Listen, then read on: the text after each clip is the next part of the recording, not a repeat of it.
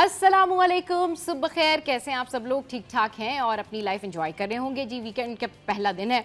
अच्छा जी, क्या आप लोगों के साथ भी ऐसा हो रहा है कि आप लोग एक एक घंटा पहले या डेढ़ घंटा पहले घर से निकल रहे हैं, लेकिन ट्रैफिक इतनी जैम है कि ऑफिस पहुंचते पहुंचते पहुंचते 1.5 से 2 घंटे लग जाते हैं। लिटरली मेरे साथ आजकल यही सब कुछ हो रहा है और पता नहीं क्या हो गया है कि हसन स्क्वायर पर या फिर वो जो स्टेडियम वाली रोड है या फिर आबशार फैसल, इतना ज़्यादा ट्रैफिक जैम था, लिटरली मुझे ऐसा लग रहा था कि मैं शायद टाइम से आज पहुंच ही नहीं सकूंगी और बहुत ज़्यादा लेट हो गया था। चाहे मैं ही नहीं, मेरी जो टीममेट्स हैं वो भी सब ट्रैफिक में जो है स्टक हुए थे। हम लोग सब एक दूसरे को वीडियोस भेज रहे थे। फिर भी जो मेकअप आर्टिस्ट हैं वो भी आज जो है स्टक हुई हुई थी। और ऐसा सिलसिला ना, अब आज पता है हम लोगों ने क्यों इस बारे में इतनी डिस्कशन की बात की, क्योंकि ये रोज़ का मामूल हो गया है। रोज़ तो हम इग्नोर कर देते हैं, रोज़ तो हम कहते हैं कि चलिए ठीक है ट्रैफिक है, लेकिन अब यही होने लगा है कि इस तरह की जब चीज़ें होती हैं ना तो फिर इसके ऊपर बात करना बनता ही है। और ट्रैफिक के हवाले से आज शो शुरू होते ही मैंने आपको ये पहली अपडेट दे दी है कि भाई जो लोग 7:30 बजे से लेकर ऑलमोस्ट 8:30 बजे तक सखी हसन वाली रोड पर, शारा फैसल वाली रोड पर या फिर वो स्टेडियम वाली रोड पर बैक साइड पर अगर होते हैं तो वो ये जानते हैं कि कितना ज़्यादा जो है वो ट्रैफिक जैम होता है। आप वहाँ एक घंटे तक, आधे घंटे तक स्टक रहते हैं। यही नहीं बल्कि जो नाज़माबाद वाली रोड है, जो मैं क्योंकि नॉर्थ साइड से आती हूँ, तो जो नाज़माबाद वाली रोड है वहाँ पर भी ट्रैफिक की जो है वो यही सिचुएशन है। और ये जो मैंने आपको खबर दी है ना, ये लाइव खबर दी है क्योंकि ये समझें कि मैं इस सारे जो सिचुएशन है उससे गुजरते हुए आ रही हूँ कि पहले आप नाज़माबाद वाले ट्रैफिक में स्टक होंगे, फिर उसके बाद आके आप हसन स्क्वायर या फिर अगर आप शारा फैसल की साइड से आ रहे हैं तो वहाँ पर स्टक होंगे, फिर ये जो कॉजवे की साइड है यहाँ पर आप स्टक होंगे। तो जी ट्रैफिक की सूरत हाल काफ़ी ज़्यादा जो है वो बदतर है, काफ़ी ज़्यादा जो है वो आजकल ट्रैफिक जैम रहता है। अच्छा जी, अब कुछ आपको बताते हैं और आपके साथ में शेयर करते हैं कि जी आजकल क्या चल रहा है। और सिटी अपडेट्स आपके साथ में मैं बल्कि पहले शेयर कर लेती हूँ ताकि आप लोगों को आसानी हो जाए। अगर किसी ने जाना है मार्केट में, वीकेंड का पहला दिन है, तो वो जल्दी से जो है अपनी शॉपिंग कर सकते हैं। अच्छा जी, आलमी जो मार्केट है उसमें सोना जो है वो $24 महंगा होकर $301 फी ऑन्स पर पहुंच गया है। एक तोला सोना 2,400 रुपये महंगा हुआ है, जबकि उसकी कीमत 3,38,500 रुपये पर पहुंच गई है। अच्छा, 10 ग्राम सोना जो है वो 2,058 रुपये महंगा होकर 2,90,209 की सतह पर पहुंच गया है। और एक तोला चांदी की कीमत जो है वो 33 रुपये इजाफे से 3,410 रुपये पर पहुंच गई है। अच्छा जी, जो मटन की कीमतें हैं उसमें मटन जो है वो 2,000 का हो गया है, अंडे जो हैं वो 260 रुपये दर्जन हो गए हैं, चिकन जो है वो जो है 650 का हो गया और बीफ जो है उसका जो है गोश्त जो है वो हो गया है जी 1150। अब जो सेल प्राइजेस हैं उसकी हम बात कर लेते हैं कि खाड़ी पे जो सेल लगी हुई है वो 70% है, गुल अहमद पर जो है वो 70% है, लाइमलाइट जो है वो 40% है, जे डॉट जो है वो भी ऑलमोस्ट 25 to 40% है। अच्छा, जो दाल माश है उसके हवाले से जिक्र कर लेते हैं कि माश की दाल की जो होलसेल प्राइस है वो है 405। इसके बाद जो मूंग की दाल है उसकी होलसेल प्राइस है 310। इसके बाद जो मसूर की दाल है उसकी होलसेल प्राइस है 250। फिर जो दाल चना है उसके प्राइस होलसेल प्राइस जो है वो 340 है और फिर जो काबली चना है उसके प्राइस जो है वो 310 है। अच्छा जी, तो ये तो मैंने आपके साथ में सारी चीज़ें शेयर की। अब कुछ रेमेडी आपके साथ में मैं शेयर करती हूँ। ये है जोड़ों के दर्द का इलाज। अच्छा, जिन लोगों को जोड़ों में दर्द होता है, घुटनों में दर्द होता है, जॉइंट्स पेन होता है, स्टैटिक हो जाते हैं करते, या उनसे नमाज नहीं पढ़ी जाती या फिर झुका नहीं जाता, उनके लिए रेमेडी बहुत ज़बरदस्त रेमेडी है। अच्छा जी, ये रेमेडी क्या है कि सबसे पहले आपने जो है वो दूध को गर्म करना है, यानी 1 गिलास या 1 पाव या आधा पाव जो भी दूध है आपने उसको गर्म करना है। उसमें आपने 5 जो है वो इलायची डालनी है। उसके बाद आपने दालचीनी का 1 इंच का टुकड़ा जो है वो डालना है। 1 चम्मच सौंफ जो है वो आपने डालनी है। 1 चुटकी हल्दी जो है वो आपने उसमें डालनी है और फिर दूध को अच्छी तरह आपने पका लेना है। और उसके बाद इतना छान लें कि गिलास में जो दूध है वो आधा रह जाए और फिर रोज़ाना रात को सोने से पहले पिएं। और अगर आपको शुगर नहीं है तो फिर आप गुड़ या उसके अंदर शहद जो है वो मिला सकते हैं। तकरीबन हफ्ते में 3 दिन आप ये रेमेडी करके देखें। कल यही रेमेडी मैंने रात को अम्मी को भी बताई है क्योंकि उनके घुटनों में भी दर्द था, तो मैंने कहा आप ये करके देखें, ये बहुत अच्छी रेमेडी है। अब she will also start from today, तो आप लोगों ने भी स्टार्ट करना है। अगर आपके जोड़ों में, घुटनों में दर्द है तो आप ये ज़रूर रेमेडी करें। दूध लें, 5 इलायची लें, सौंफ लें, फिर उसके अंदर जो है वो दालचीनी का 1 इंच का टुकड़ा आप डाल दें, उसको अच्छे से पकाएं, काढ़ लें, फिर छान लें और छान के पी लें। तो जनाब, शो में यहाँ वक्त हुआ एक ब्रेक का, और ब्रेक के बाद जब वापस आएंगे तो आज करेंगे ढेर सारी बातें, टॉप स्टोरीज पर डिस्कशन होगी। आपने कहीं नहीं जाना, हमारे साथ रहने। Stay with us, keep watching city at 10।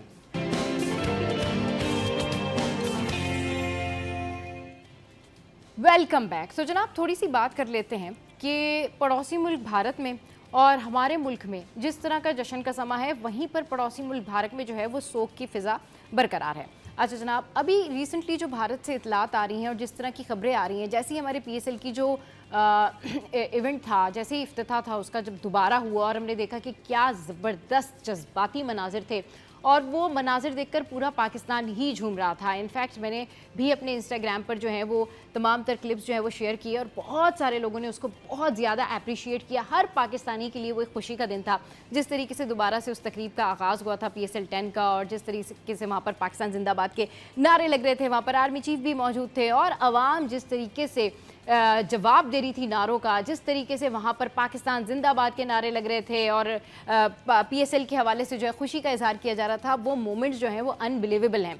वहीं ना ख़त्म होने वाला खबरों का, ना थमने वाला सिलसिला जो है वो जारी है। न्यूयॉर्क टाइम्स, आज हम न्यूयॉर्क टाइम्स की रिपोर्ट के बारे में बात करते हैं। न्यूयॉर्क टाइम्स ने जो है एक दफ़ा फिर से इंडिया की जो फेक न्यूज़ है उसके बारे में दोबारा से बात की है।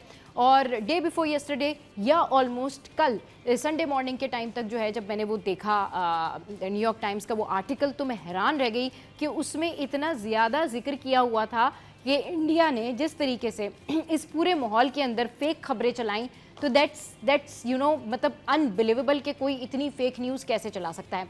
न्यूयॉर्क टाइम्स ने इस बात का बाज़ाब्ता तौर पर जिक्र भी किया कि उनके जो बड़े जो मीडिया हाउसेस थे इंडिया के, उन्होंने भी ये पूरी कैंपेन चलाई। न सिर्फ ये, बल्कि न्यूयॉर्क टाइम्स ने जो है वो वाज़े तौर पर ये भी बताया है कि 2019 में भी भारत की जानिब से, उनकी मीडिया हाउसेस की जानिब से फेक खबरें चलाई गई थी। अच्छा, पूरी दुनिया में यूजुअली यही बात हो रही होती है ना कि जी ठीक है, अगर फेक खबरें चल रही हैं तो सोशल मीडिया पर कोई फेक खबर होगी। अच्छा ठीक है, अगर फेक खबर चल ही रही है तो वो खबर जो है वो किसी ने अपने पास से सोशल मीडिया पर अपने किसी अकाउंट से अपडेट कर दी होगी। बट आप क्या सोचेंगे, क्या कहेंगे कि 140 करोड़ जिनकी आबादी हो और जिनके यहाँ पर तकरीबन 500 से ज़ायद चैनल्स हों, यानी कि वो छोटे बड़े सारे वो मिला के सारा कुछ करके, उसके बाद वो वहाँ से उनके जो मरकज़ी चैनल है यानी जो बिग चैनल्स हैं वहाँ से फेक खबरें हों, यानी इतनी फेक खबर उन्होंने अपनी आवाम के साथ में शेयर की कि उसका जो बदनामी है, उसके बारे में जो बातें हैं वो अब इंटरनेशनल मीडिया में हो रही हैं। और रोज़ाना कोई ना कोई आर्टिकल हम आपके साथ में ज़रूर शेयर कर रहे होते हैं और आपको बता रहे होते कि जी ये हो रहा है इंडियन मीडिया के हवाले से। अच्छा, एक और ख़बर मैं आपके साथ में शेयर करती हूँ। अब वहाँ पर क्या हुआ है कि जब उनको बेनतहा सुबकी का सामना करना पड़ा है और जब उनको ये पता लग गया है कि भाई अब हम पर्टिकुलरली हार ही गए हैं, अब कुछ हो नहीं सकता, अब अपनी शर्मिंदगी या अपनी खिफ़त मिटाने के अलावा हम कुछ कर नहीं सकते, तो अब हम क्या कर सकते हैं? अब हम ये कर सकते हैं कि हम दोबारा से कहें कि नहीं जी, अभी हमने जंगबंदी जो है वो ख़त्म नहीं की, अभी जो है वो हमने जो सीज़ फायर है उसकी कोई एक्सपायरी नहीं होती, या इस तरह की बातें। क्यों? उसका प्रेशर है, जो मोदी सरकार है उसके ऊपर इन तमाम तर चीज़ों का बड़ा प्रेशर है कि आपने ऐसे ही बैठे बैठे जो है वो पहलगाम जो है वो अपना अरेंज कर लिया। पहलगाम खुद ही आपने फेक जो है वो एक चीज़ें वहाँ पर करवा ली और उसके बाद खुद ही अपने लोगों को ही मरवा दिया वहाँ पर। खुद ही वो जो जाने गई, ऑब्वियसली वो उनके जो भी लोग थे वहाँ पर उनकी गई, खुद प्लान किया और अपने जाल में खुद फंस गए। और फिर उनका एक जुमला बड़ा मशहूर हो रहा है कि जी पाकिस्तान ने तो हम पर ही अटैक कर दिया। मतलब ये आप सोचें कि आप किसी के मुल्क में आएँ, आप और किसी के मुल्क में आके किसी भी चीज़ को निशाना बनाएं और आप कहें अरे आपने तो हम पर ही अटैक कर दिया। मतलब मोदी सरकार की ये सोच ना अनबिलीवेबल। वो पता नहीं मोदी सरकार या मोदी को ये स्पीचेस लिख के कौन देता है। इनके वो बात बिल्कुल ठीक है ना कि जो मोदी सरकार के इर्द गिर्द जो RSS और हिंदुत्व के जो नज़रियात हैं ना, वो इतने ख़तरनाक किस्म के नज़रियात हैं कि वो हमेशा से ही मुसलमानों का कभी भला चाहते ही नहीं है, वो हमेशा से मुसलमानों का बुरा ही बुरा चाहते हैं। अच्छा जी, अब तो यहाँ पर बात आगे ठहरी है कि अब उनकी जानिब से दोबारा से यही बातें की जा रही हैं। इसी तनाजुर में मेरे पास एक खबर है जो मैं आपके साथ में शेयर करती हूँ कि पाकिस्तान और भारत के दरमियान जो है वो सीज़ फायर मखसूस मुद्दत या तारीख तक जो है वो महदूद नहीं है। इस हवाले से अभी जिस तरह से मैंने आपको प्रॉपर जो है वो एलिब्रेट किया। अच्छा जी, ये बातें इससे पहले से भी कर रहे हैं वो, ये बातें इससे पहले से भी जो है उनके सामने आ रही हैं। और फिर इसकी खबर जो है वो जिस तरीके से है कि सिक्योरिटी ज़राए ने वाज़े किया है कि पाकिस्तान और भारत के दरमियान जो सीज़ फायर है वो किसी मखसूस मुद्दत या तारीख तक महदूद नहीं है। खिलाफ वर्जी ना होने पर जंगबंदी गैर मुअय्यना मुद्दत तक बरकरार रहेगी। अच्छा जी, पाकिस्तान और भारत के दरमियान 10 मई को जो है वो सीज़ फायर हुआ था, जिसके बाद दोनों मुल्कों के DGMOs के दरमियान 3 बार रब्ता हुआ। दोनों जानिब से सीज़ फायर रखने पर इत्तफाक किया गया है। अच्छा जनाब, ये सारी सूरत हाल है जो मैंने आपके साथ में शेयर की। अब कुछ बात कर लेते हैं हमारी सिटी सिचुएशन के हवाले से कि हमारी सिटी सिचुएशन जो है वो किस तरह की है और हमारी सिटी सिचुएशन में क्या कुछ हो रहा है। अच्छा, जो इंटरमीडिएट के जो एग्ज़ाम्स हैं उस हवाले से आप अक्सर सुनते ही रहते हैं, उस हवाले से आपको अक्सर जो है वो ये पता चलता ही रहता है कि जी इंटरमीडिएट के एग्ज़ाम्स हो रहे हैं, वहाँ पर जो है कभी असातिज़ा जो हैं वो मुतमईन नहीं होते, कभी स्टूडेंट्स को परेशानी होती है, और कभी जो है वो बहुत ज़्यादा वालिदैन जब रिज़ल्ट आ जाता है तो उसके बाद इस बात का जिक्र कर रहे होते, तस्करा कर रहे होते कि जी हमारे जो बच्चे हैं उनके साथ क्या प्रॉब्लम हुई, हमारे जो इतनी मेहनत से बच्चों ने पढ़ा था उनका रिज़ल्ट कैसे आया। लेकिन राइट नाउ अभी जो खबरें सामने आ रही हैं, ये कॉलेज है जनाब सिराजुद्दौला कॉलेज है और ये गवर्नमेंट कॉलेजेस हैं, जहाँ पर ये भी खबरें सामने आई हैं कि जो वहाँ पर कॉलेजेस में जो असातिज़ा हैं, यानी उन कॉलेजेस में जो पढ़ाने वाले असातिज़ा हैं उनको ज़दुकोब किया जा रहा है। उन असातिज़ा को जो है वो बताया जा रहा है कि जी आप पीछे रहें और आप जो है वो नकल को नहीं रोकें और आप जो है वो नकल करने दें। तो ये बड़ी एक हैरान कुन बात है, ये बड़ी एक जो है वो ना समझने वाली बात है कि इंतज़ामिया कहाँ है, असातिज़ा की जो सिक्योरिटी है उसको कौन यकीनी बनाएगा। जिस तरीके से इंटरमीडिएट के ये इम्तहानात जारी हैं वहाँ पर हमने ये बातें तो बड़ी सुनी है, लेकिन अब ये भी सुनिए कि जी नामालूम अफराद वहाँ पर आ रहे हैं और आकर टीचर्स को ही कहते हैं कि जी आप लोगों को नकल करने दें। मतलब ये इस तरह की खबरें सामने आ रही हैं और ये जो 2-3 कॉलेजेस हैं, गवर्नमेंट कॉलेजेस हैं, जहाँ पर इस तरह की जो खबरें हैं वो सामने आ रही हैं कि ये सारी जो सिचुएशन है, ये सारी जो सूरत हाल है, ये वहाँ पर हो रही है। तो ये सुन के मुझे जो है वो बड़ी हैरत हुई। मैंने सोचा कि ज़रूर आपके साथ में जो है ये खबर शेयर करनी चाहिए, ज़रूर जो है वो इस बारे में बात करनी चाहिए। अच्छा जी, अब एक और ख़बर इसी से रिलेटेड, पीएमडीसी से रिलेटेड भी यही खबर है, उसमें भी जो है कुछ इसी तरह के हालात है कि जी उन्होंने जो है वो कुछ इस तरह के फ़ैसले किए हैं कि अब जो खाली नशिस्तें होंगी उसके ऊपर जो है वो एडमिशन नहीं लिया जा सकता। और डेफ़िनेटली जिन लोगों को डॉक्टर बनने का बड़ा शौक़ है, जिन लोगों को जो है वो मेडिकल ज्वाइन करने का बड़ा शौक़ है, उनके हवाले से जो है ये एक बड़ी ज़बरदस्त खबर है। इस खबर के बारे में मज़ीद जो है वो डिस्कशन करेंगे, लेकिन एक छोटे से ब्रेक के बाद आप हमारे साथ रहिए।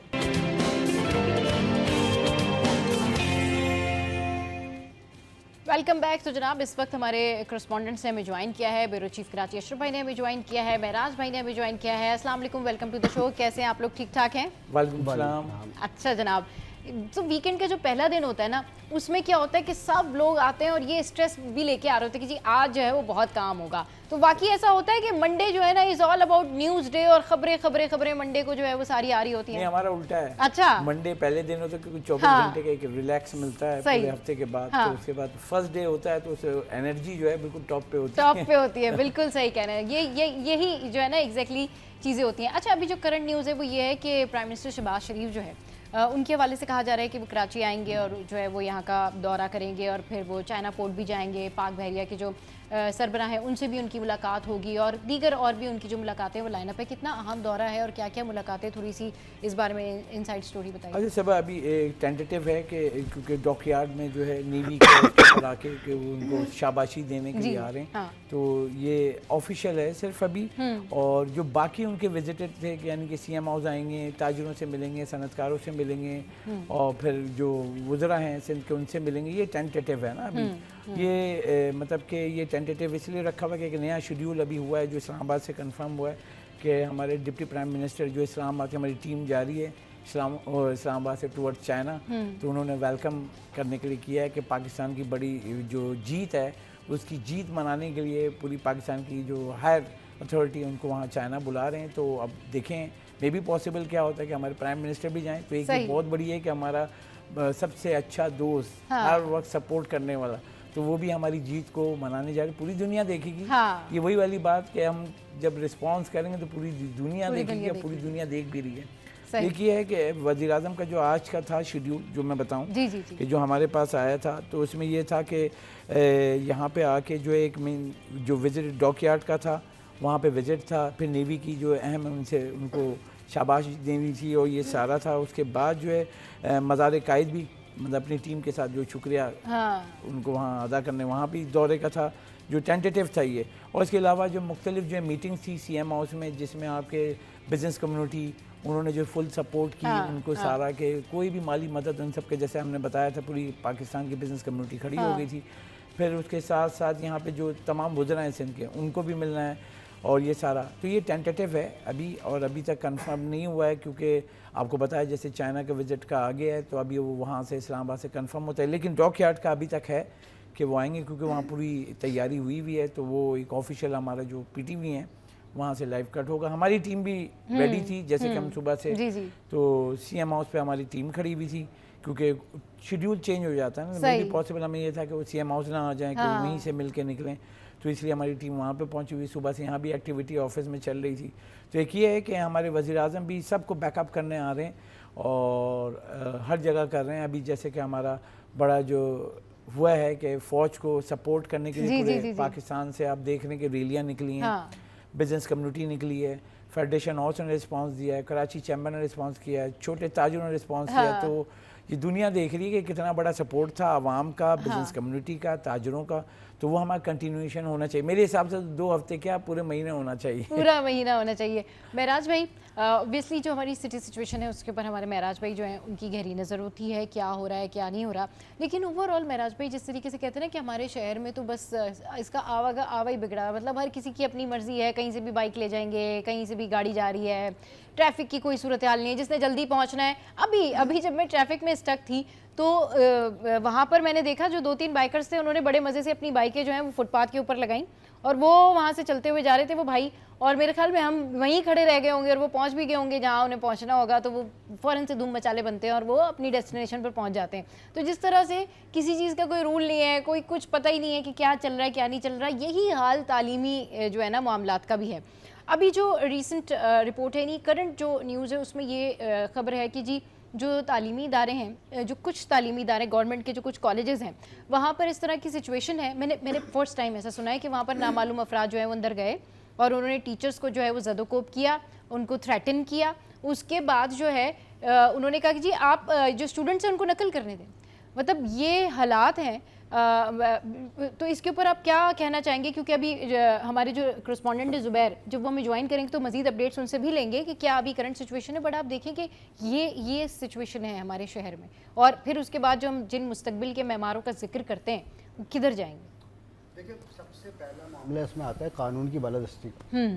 हमारे यहाँ कराची शहर में कानून की बालादस्ती नहीं है। जिसके पास थोड़ी सी भी पावर है वो यहाँ कुछ भी कर सकता है। और ये हमने गुज़िश्ता कई सालों में देख भी लिया। कत्ल के वाक़यात भी हुए, फायरिंग के वाक़यात भी हुए, बड़े बड़े हादसा रोनुमा हुए, और सबका आपने पैचअप होते हुए भी देखा होगा। सही, ठीक है ना। वो लोग आज बाहर हैं, घूम रहे हैं। तो हमारे यहाँ एक तो दोहरा निज़ाम है कानून का। एक गरीब के लिए कानून अलग है और अमीर के लिए कानून अलग है। तो सबसे पहला मामला तो कानून की अगर बालादस्ती कायम हो जाए तो इस तरह के जो वाक़यात हैं वो पेश ही ना आए। लेकिन मैं किसी एक पार्टी का नाम नहीं लूँगा। आपको ये अंदाज़ा होना चाहिए कि कराची में जो भी पार्टी पावर में होती है उसमें ये पहला वाक़या नहीं है। ये तो देखिए अभी दौर है सोशल मीडिया का भी और चीज़ें बाहर आ रही हैं। तो यहाँ हमने ये देखा है कि तालीमी इदारों में, कॉलेजेस में और स्कूलों में जब सेंटर्स पढ़ते हैं तो वहाँ के जो मुकामी लोग होते हैं, ख़ास तौर पे जो उस वक्त एक्टिव पार्टी होती है उसके जो लोग होते हैं वो बिल्कुल मादर पिदर आज़ाद होते हैं। सही, ठीक है ना। वो अंदर भी जाते हैं। और अब आप देखिए कि असातिज़ा जो है जिनको काबिल एहतराम समझा भी जाता है और होना भी चाहिए उनका एहतराम। सही है ना। हमने आपने भी पढ़ा है, हमारे दिलों में भी आज भी एहतराम है। बिल्कुल, हम अपने टीचर्स की कितनी इज्जत करते हैं, कितना एहतराम करते हैं। कौन लोग हैं जो जाके असातिज़ा को ना सिर्फ धमका रहे हैं बल्कि उनको ज़दोकोब कर रहे हैं। और उसके बाद उनको मजबूर कर रहे हैं कि भाई आप नकल करने दें, आप जो है हमारी जो नौजवान नस्ल है इसको आप नकल करने दें। तो सूरत-ए-हाल ये है कि जब तक आप कानून की बालादस्ती कायम नहीं होगी और सबके लिए एक सा कानून नहीं होगा, जब तक हमारे माशरे में ये वाक़यात होते रहेंगे। और इसकी सबसे बड़ी मिसाल अभी जैसे कराची शहर के मुख्तलिफ जगहों पर ही पेश आई है। तो अगर इसको अभी ना रोका गया, इनके खिलाफ FIR ना की गई, इनके खिलाफ मुकदमा दर्ज करके इनको गिरफ्तार ना किया गया, तो आप यकीन करें कि आइंदा आने वाले साल में इससे ज़्यादा सूरत-ए-हाल ख़राब होगी। और भाई देखें, जो बच्चा मतलब किसी को प्रेशर दिलवा के नकल करके पास हो जाएगा, तो आप ये तो बताएं मुस्तकबिल का मेमार बन कैसे पाएगा, कैसे बन पाएगा मुस्तकबिल का मेमार। तो इसके लिए देखें कराची पुलिस को भी काम करने की ज़रूरत है। और जो इस वक्त मौजूदा ताकतवर जमात है उसको भी अपने जो निचले दर्जे के, ये सब निचले दर्जे वाले हैं, ये जो स्कूलों में घुस के बदतमीजियां कर रहे हैं, जाहिल, अनपढ़, मैं तो उनको ये कहूँगा। ठीक है ना। जिसके पास उस्ताद का एहतराम नहीं है तो वो खुद भी एहतराम के लायक नहीं है, काबिल नहीं है। तो उनको लगाम दी जाए, उनकी पार्टी उनको लगाम देगी। ठीक है, पार्टी का मैं नाम नहीं लूँगा। अच्छा, ठीक है।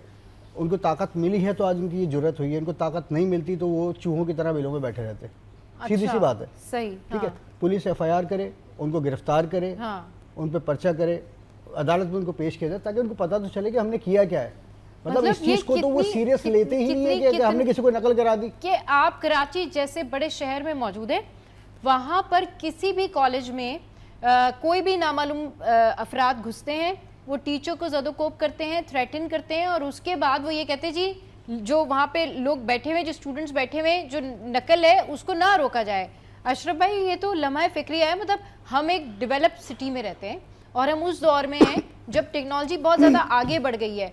तो ये जब खबर मेरे सामने आई अभी हमारे जो करस्पॉन्डेंट ज़ुबैर उनकी जानिब से, तो आप सोचें कि ये जिस तरह से सिटी 21 हाईलाइट कर रहा है हर खबर को शहर कायद की, उसमें ये कितना बड़ा अलमिया है कि हमारे जो मुस्तकबिल के मेहमान हैं इन्होंने आगे जाके जो है वो बड़ी जगहों पर जाना है। तो जब ये यहाँ से इनका लर्निंग प्रोसेस ये होगा तो आगे जिस जगह पर ये होंगे वो वहाँ क्या होगा? देखिए सब अलार्मिंग है। अगर हम देखें कि मुतलका इदारे हैं, हाँ। इंटर बोर्ड हो, मैट्रिक बोर्ड हो, हाँ। फिर मुतलका वजारतें हैं, हाँ। सब मौजूद हैं। सही, ठीक है। उनके नाक के नीचे सब हो रहा है कि पेपर, हमने भी पेपर दिया, हमने तो नहीं देखा क्योंकि उस वक्त व्हाट्सएप वगैरह नहीं था। इतना डर लगता था पेपर में, मतलब यकीन करें जैसे सांस भी लेना जो लगता है मुझे, तो मैं तो अगर वाइवा देने भी जाती थी तो मुझे तो ऐसा लगता था किसी और की कॉपी में मेरी नजर ही ना पड़ जाए। मतलब ये आपके अंदर एक डर होता है ना, एक खौफ होता है कि भाई आप नहीं कर सकते ये काम, आपने अपने ऊपर ही फोकस रखना है। तो मेन ये है कि अगर ये हुआ है तो इसका इतना सख्ती से नोटिस लेना चाहिए कि हाँ। ये सारे के ये सिर्फ सिचुएशन यानी अगर आप, हमने 9th मैट्रिक के जब पेपर हुए उसमें भी हमने दिखाया, हाँ, बिल्कुल, क्योंकि नकल माफिया वो पैसे लेके सारे, अगर आप जाके देखें अभी भी, हाँ। जैसे कि मैं गया था, आपको बताया था कि इंटरमीडिएट के हम गए डॉक्यूमेंट्स के लिए, हाँ। बेटे का वो आगे यूनिवर्सिटी में कराना, तो ओरिजिनल उनके वो लेने थे, क्योंकि रिजल्ट आ गया था, हाँ। वो मार्कशीट के उन सब का वो लेने के लिए, तो उसके भी आप पैसे अलग से दो, फिर लाइन लगाओ। अगर ये सब नहीं करना है तो आप उसको रिश्वत दे दो, यूँ फटाफट काम हो जाएगा। तो आप ये देखें ना कि आपने इतना मुश्किल सिस्टम किया हुआ है, ऑनलाइन होना चाहिए। हम एजुकेशन में बहुत दुनिया आगे चली गई है, हम अभी भी वो बुक्स लेके वो वाली छपाई करके वो सारा, अब ऑनलाइन डिजिटल हो गया। आप देखें ना कोविड के बाद एजुकेशन का भी सिस्टम पूरा चेंज हुआ है पूरी दुनिया में, कि लर्निंग जो है इजी कर दी गई है कि पूरा आपका कंप्यूटर पे है, ऑनलाइन आपका पेपर होते हैं, जैसे स्कूलों में भी वहाँ पे जो हो रहे हैं, तो वो ऑनलाइन वीडियो कॉन्फ्रेंस पे आपको बैठाते हैं, पेपर देते हैं, वो अकेला बैठा हुआ है, वो दे रहा है, उसको पूरी रिकॉर्डिंग हो रही है और वो ऑनलाइन जो है ना फिल कर रहा है। ठीक है, अब उसके पास जो कोई ऑप्शन नहीं है, कोई शॉर्ट टर्म क्वेश्चन आंसर्स आ रहे होते हैं, वो दे रहा होता है, MCQs हो रहे होते हैं, तो उससे ये होता है उसकी जो नॉलेज है, उसका IQ लेवल जो है वो पता चलता है कि वो कितनी जल्दी उसको पिक कर रहा है। हम वही वो तशरीह करो, ये करो, वो करो, इतना लंबे लंबे दें। फिर पेपर की चेकिंग पे जब आपने देखा है रिजल्ट का मामला, उसमें भी आपको देखा है कि बच्चे जो हमारे पढ़े लिखे थे, जो 80% लेकर आए, उनको भी इन्होंने फेल कर दिया। ये वो मतलब ये बहुत बड़ा क्वेश्चन मार्क है, क्योंकि अगर हम देखें जो आपने कहा कि यहाँ पे जो हमारे आगे के फ्यूचर के जो मेहमान हैं, मतलब वो की लेवल पे आएंगे वहीं से, तो उनका आप क्या कर रहे हैं? अब ये वाला जो है, जो उस्ताद हम वालिदैन कहते हैं ना, हमारे उस्ताद जो सब कुछ, हम घर वालों से ज़्यादा जब स्कूल में होते थे या कॉलेज में होते थे तो वही उन्हीं के साथ होते थे।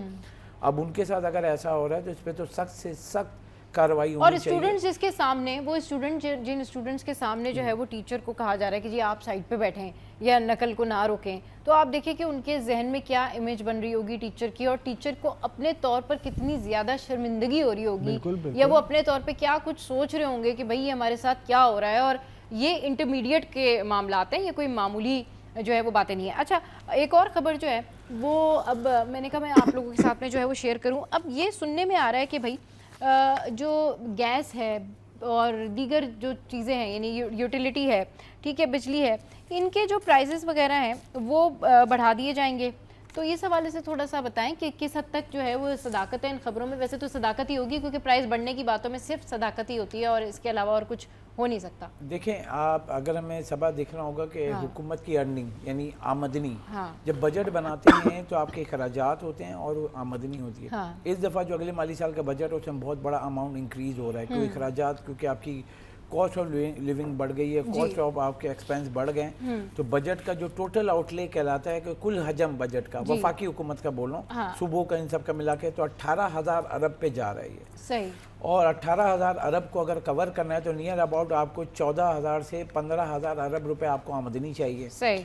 अब उसके लिए क्या करना होगा कि आपको ईजी एक्सेस कौन सा है आप वो देखेंगे, क्योंकि हमारे यहाँ टैक्स देते हुए सबका जान निकलती है।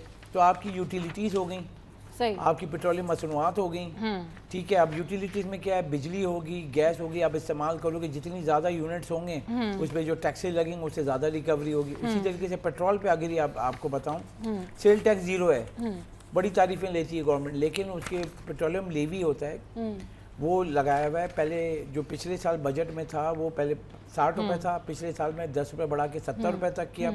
जब अभी हुकूमत ने 6 महीने बाद लगाया जनवरी से, तो अभी बीच में जब इंटरनेशनल मार्केट गिरी कि 14-15 रुपये पेट्रोल डीजल सस्ता हो सकता था, तो उन्होंने 7 रुपये 70 पैसे पेट्रोलियम लेवी वो बढ़ा दी। अब ये होता है बजट में, पार्लियामेंट से मंजूर होता है, लेकिन एक ऑर्डिनेंस आता है उसके थ्रू आपने लगा दी, यानी कि वो जो रिलीफ था वो देने के बजाय वो कर दिया। हुकूमत ने क्या फैसला किया कि वो जो 7.5 रुपये या टैक्स वैक्स मिला के 10 रुपये जो बन रहा है, तो वो जो है वो किटी में कहाँ डाल दिया, याद होगा हमने वो डिस्कस किया था कि आपने डाल दिया बलूचिस्तान से यहाँ पे जो हाईवे बनेगा तो उस हाईवे पे खर्च करेंगे। तो ये तरक्याती अखराजात जो है ना आप करते हो, गवर्नमेंट का काम होता है एक्सपेंस निकालना कि आपको किस तरीके से करना। आवाम पे आप बोझ नहीं डाल सकते हैं। आवाम से अगर आप टैक्स ले रहे हैं तो वो पैसे आप आवाम पे खर्च करते हैं। आपके सेक्टर कौन से हैं? आपका एजुकेशन सेक्टर है, आपका हेल्थ सेक्टर है, आपका ये सारा जो इंफ्रास्ट्रक्चर है, फिर यूटिलिटीज़ है, ये सब। तो जो आइन है पाकिस्तान अगर हम पढ़ें, वो अपने लिए तो आइन तो पढ़ते हैं सारे असेंबली में जो बैठे हुए हैं, मेरे लिए आइन का ये तहफ़्फ़ुज़ है, मुझे ये मंजूरी कराना है। तो अगर मैं ये बताऊँ जो अपने नाज़रीन को भी कि जैसे कौमी असम्बली और सूबाई असम्बली जो मेंबरान हैं वो बैठते हैं, आवाम के हुकूक की बात की जाती है। आइन पाकिस्तान ये कहता है रोटी कपड़ा मकान, ठीक है, और यूटिलिटीज़ बिजली गैस पानी ये देना हुकूमत की जिम्मेदारी है, मेरी जिम्मेदारी नहीं। अगर हम इस वक्त पाकिस्तान में या कराची में बात करें, हम पानी नहीं आ रहा तो पानी के पैसे दे के आप अपना करते हो, कचरा नहीं उठ रहा तो आप अपना कर रहे हो, अगर आपके आगे घर के बाहर कुछ टूटा हुआ है वो सब तो आप अपने खर्चे से बनाते हो, सिक्योरिटी नहीं दे रही है पुलिस तो आप अपना सिक्योरिटी गार्ड रखते हो। हमारे हैं सोसाइटी में, हमारे जो हैं दिन और रात के जो हैं 4 और 4 8 गार्ड हैं। मजबूरी है क्योंकि कोई भी मतलब आपको पता है कोई भी अंदर आ जाएगा तो उसको रोकना है, तो उसके लिए क्या करना है, हमें हाईली पेड, क्योंकि डंडे वाला तो रख नहीं सकते हैं, तो गन मैन वाला अगर रखते हैं तो उसकी कॉस्ट है। अब 4 गार्ड रखे हुए हैं, 2 दिन में हैं 2 रात में, दोनों एग्जिट एंट्री गेट पे बैठे हुए हैं, गन लेके बैठे हुए, क्योंकि आपको पता है जैसे वो कैमरा लगता है ना, नहीं बोलते हैं इधर देख के जाइएगा, कैमरे की आंख आपको देख रही है, वो लोग उससे डर जाते हैं। तो इसलिए वो तो ओरिजिनल में रखना पड़ता है। खर्चा किसकी जेब पे आ रहा है? आवाम पे। आप फिर टैक्स की बोझ की बात कर रहे हो तो भाई ये चीजें तो दे दो ना आप।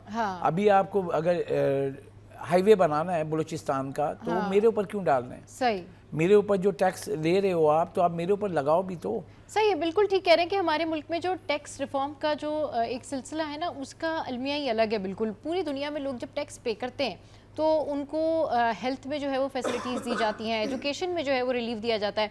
बट पाकिस्तान में आप टैक्स पे करते जाएं, लेकिन आप जब बीमार हैं तो आपको कोई रिलीफ नहीं मिलेगा। आप जब जो है वो आपको कोई एजुकेशन से रिलेटेड कोई इशू है तो आपको कोई रिलीफ नहीं मिलेगा। अच्छा, अब थोड़ी सी बात करते हैं हम कि शहर कायद का जो मौसम है वो उसके हवाले से मैं आपके साथ में जो है वो करंट अपडेट शेयर करती हूँ कि मौसम जो है शहर कायद का वो भाई गर्म है और गर्मी की शिद्दत बरकरार है। गर्मी का जो राज है वो जूं का तूं जारी है और गर्मी ने जो है वो सबके दिमागों को जो है ना वो एक तरीके से पागल किया हुआ है। आप घर में बैठते हैं, एसी चलाते हैं, फिर आप थोड़ी देर के लिए बाहर जाते हैं तो वो ठंडा गरम ये सिचुएशन हर किसी के साथ है। इसी वजह से बहुत सारे लोगों को जो है वो इन्फेक्शन हुआ है, वायरल इन्फेक्शन भी हुआ है और इसी तनाजुर में जो है लोग बीमार भी हो रहे हैं। और ये जो गर्मी और सर्दी का इशू होता है ना कि आप थोड़ी देर एसी में बैठे, गाड़ी में बैठे या बाहर गए या अंदर आए, उसके बाद फिर लोगों को जो है ना वो बुखार की सूरत हाल भी फील होने लगती है। अच्छा, जो मौसम की ओवरऑल सूरत हाल है उसमें यही है कि आज 31 सेंटीग्रेड जो है वो ओवरऑल मौसम रहेगा और तकरीबन 17 किलोमीटर फी घंटा से जो है वो तेज़ हवाएं और जो है ना वो रफ्तार है कि शुमाल जनूब से जो ये चल रहा है सारा कुछ सिनेरियो है उसमें हवाएं जो है वो तेज़ चल रही हैं।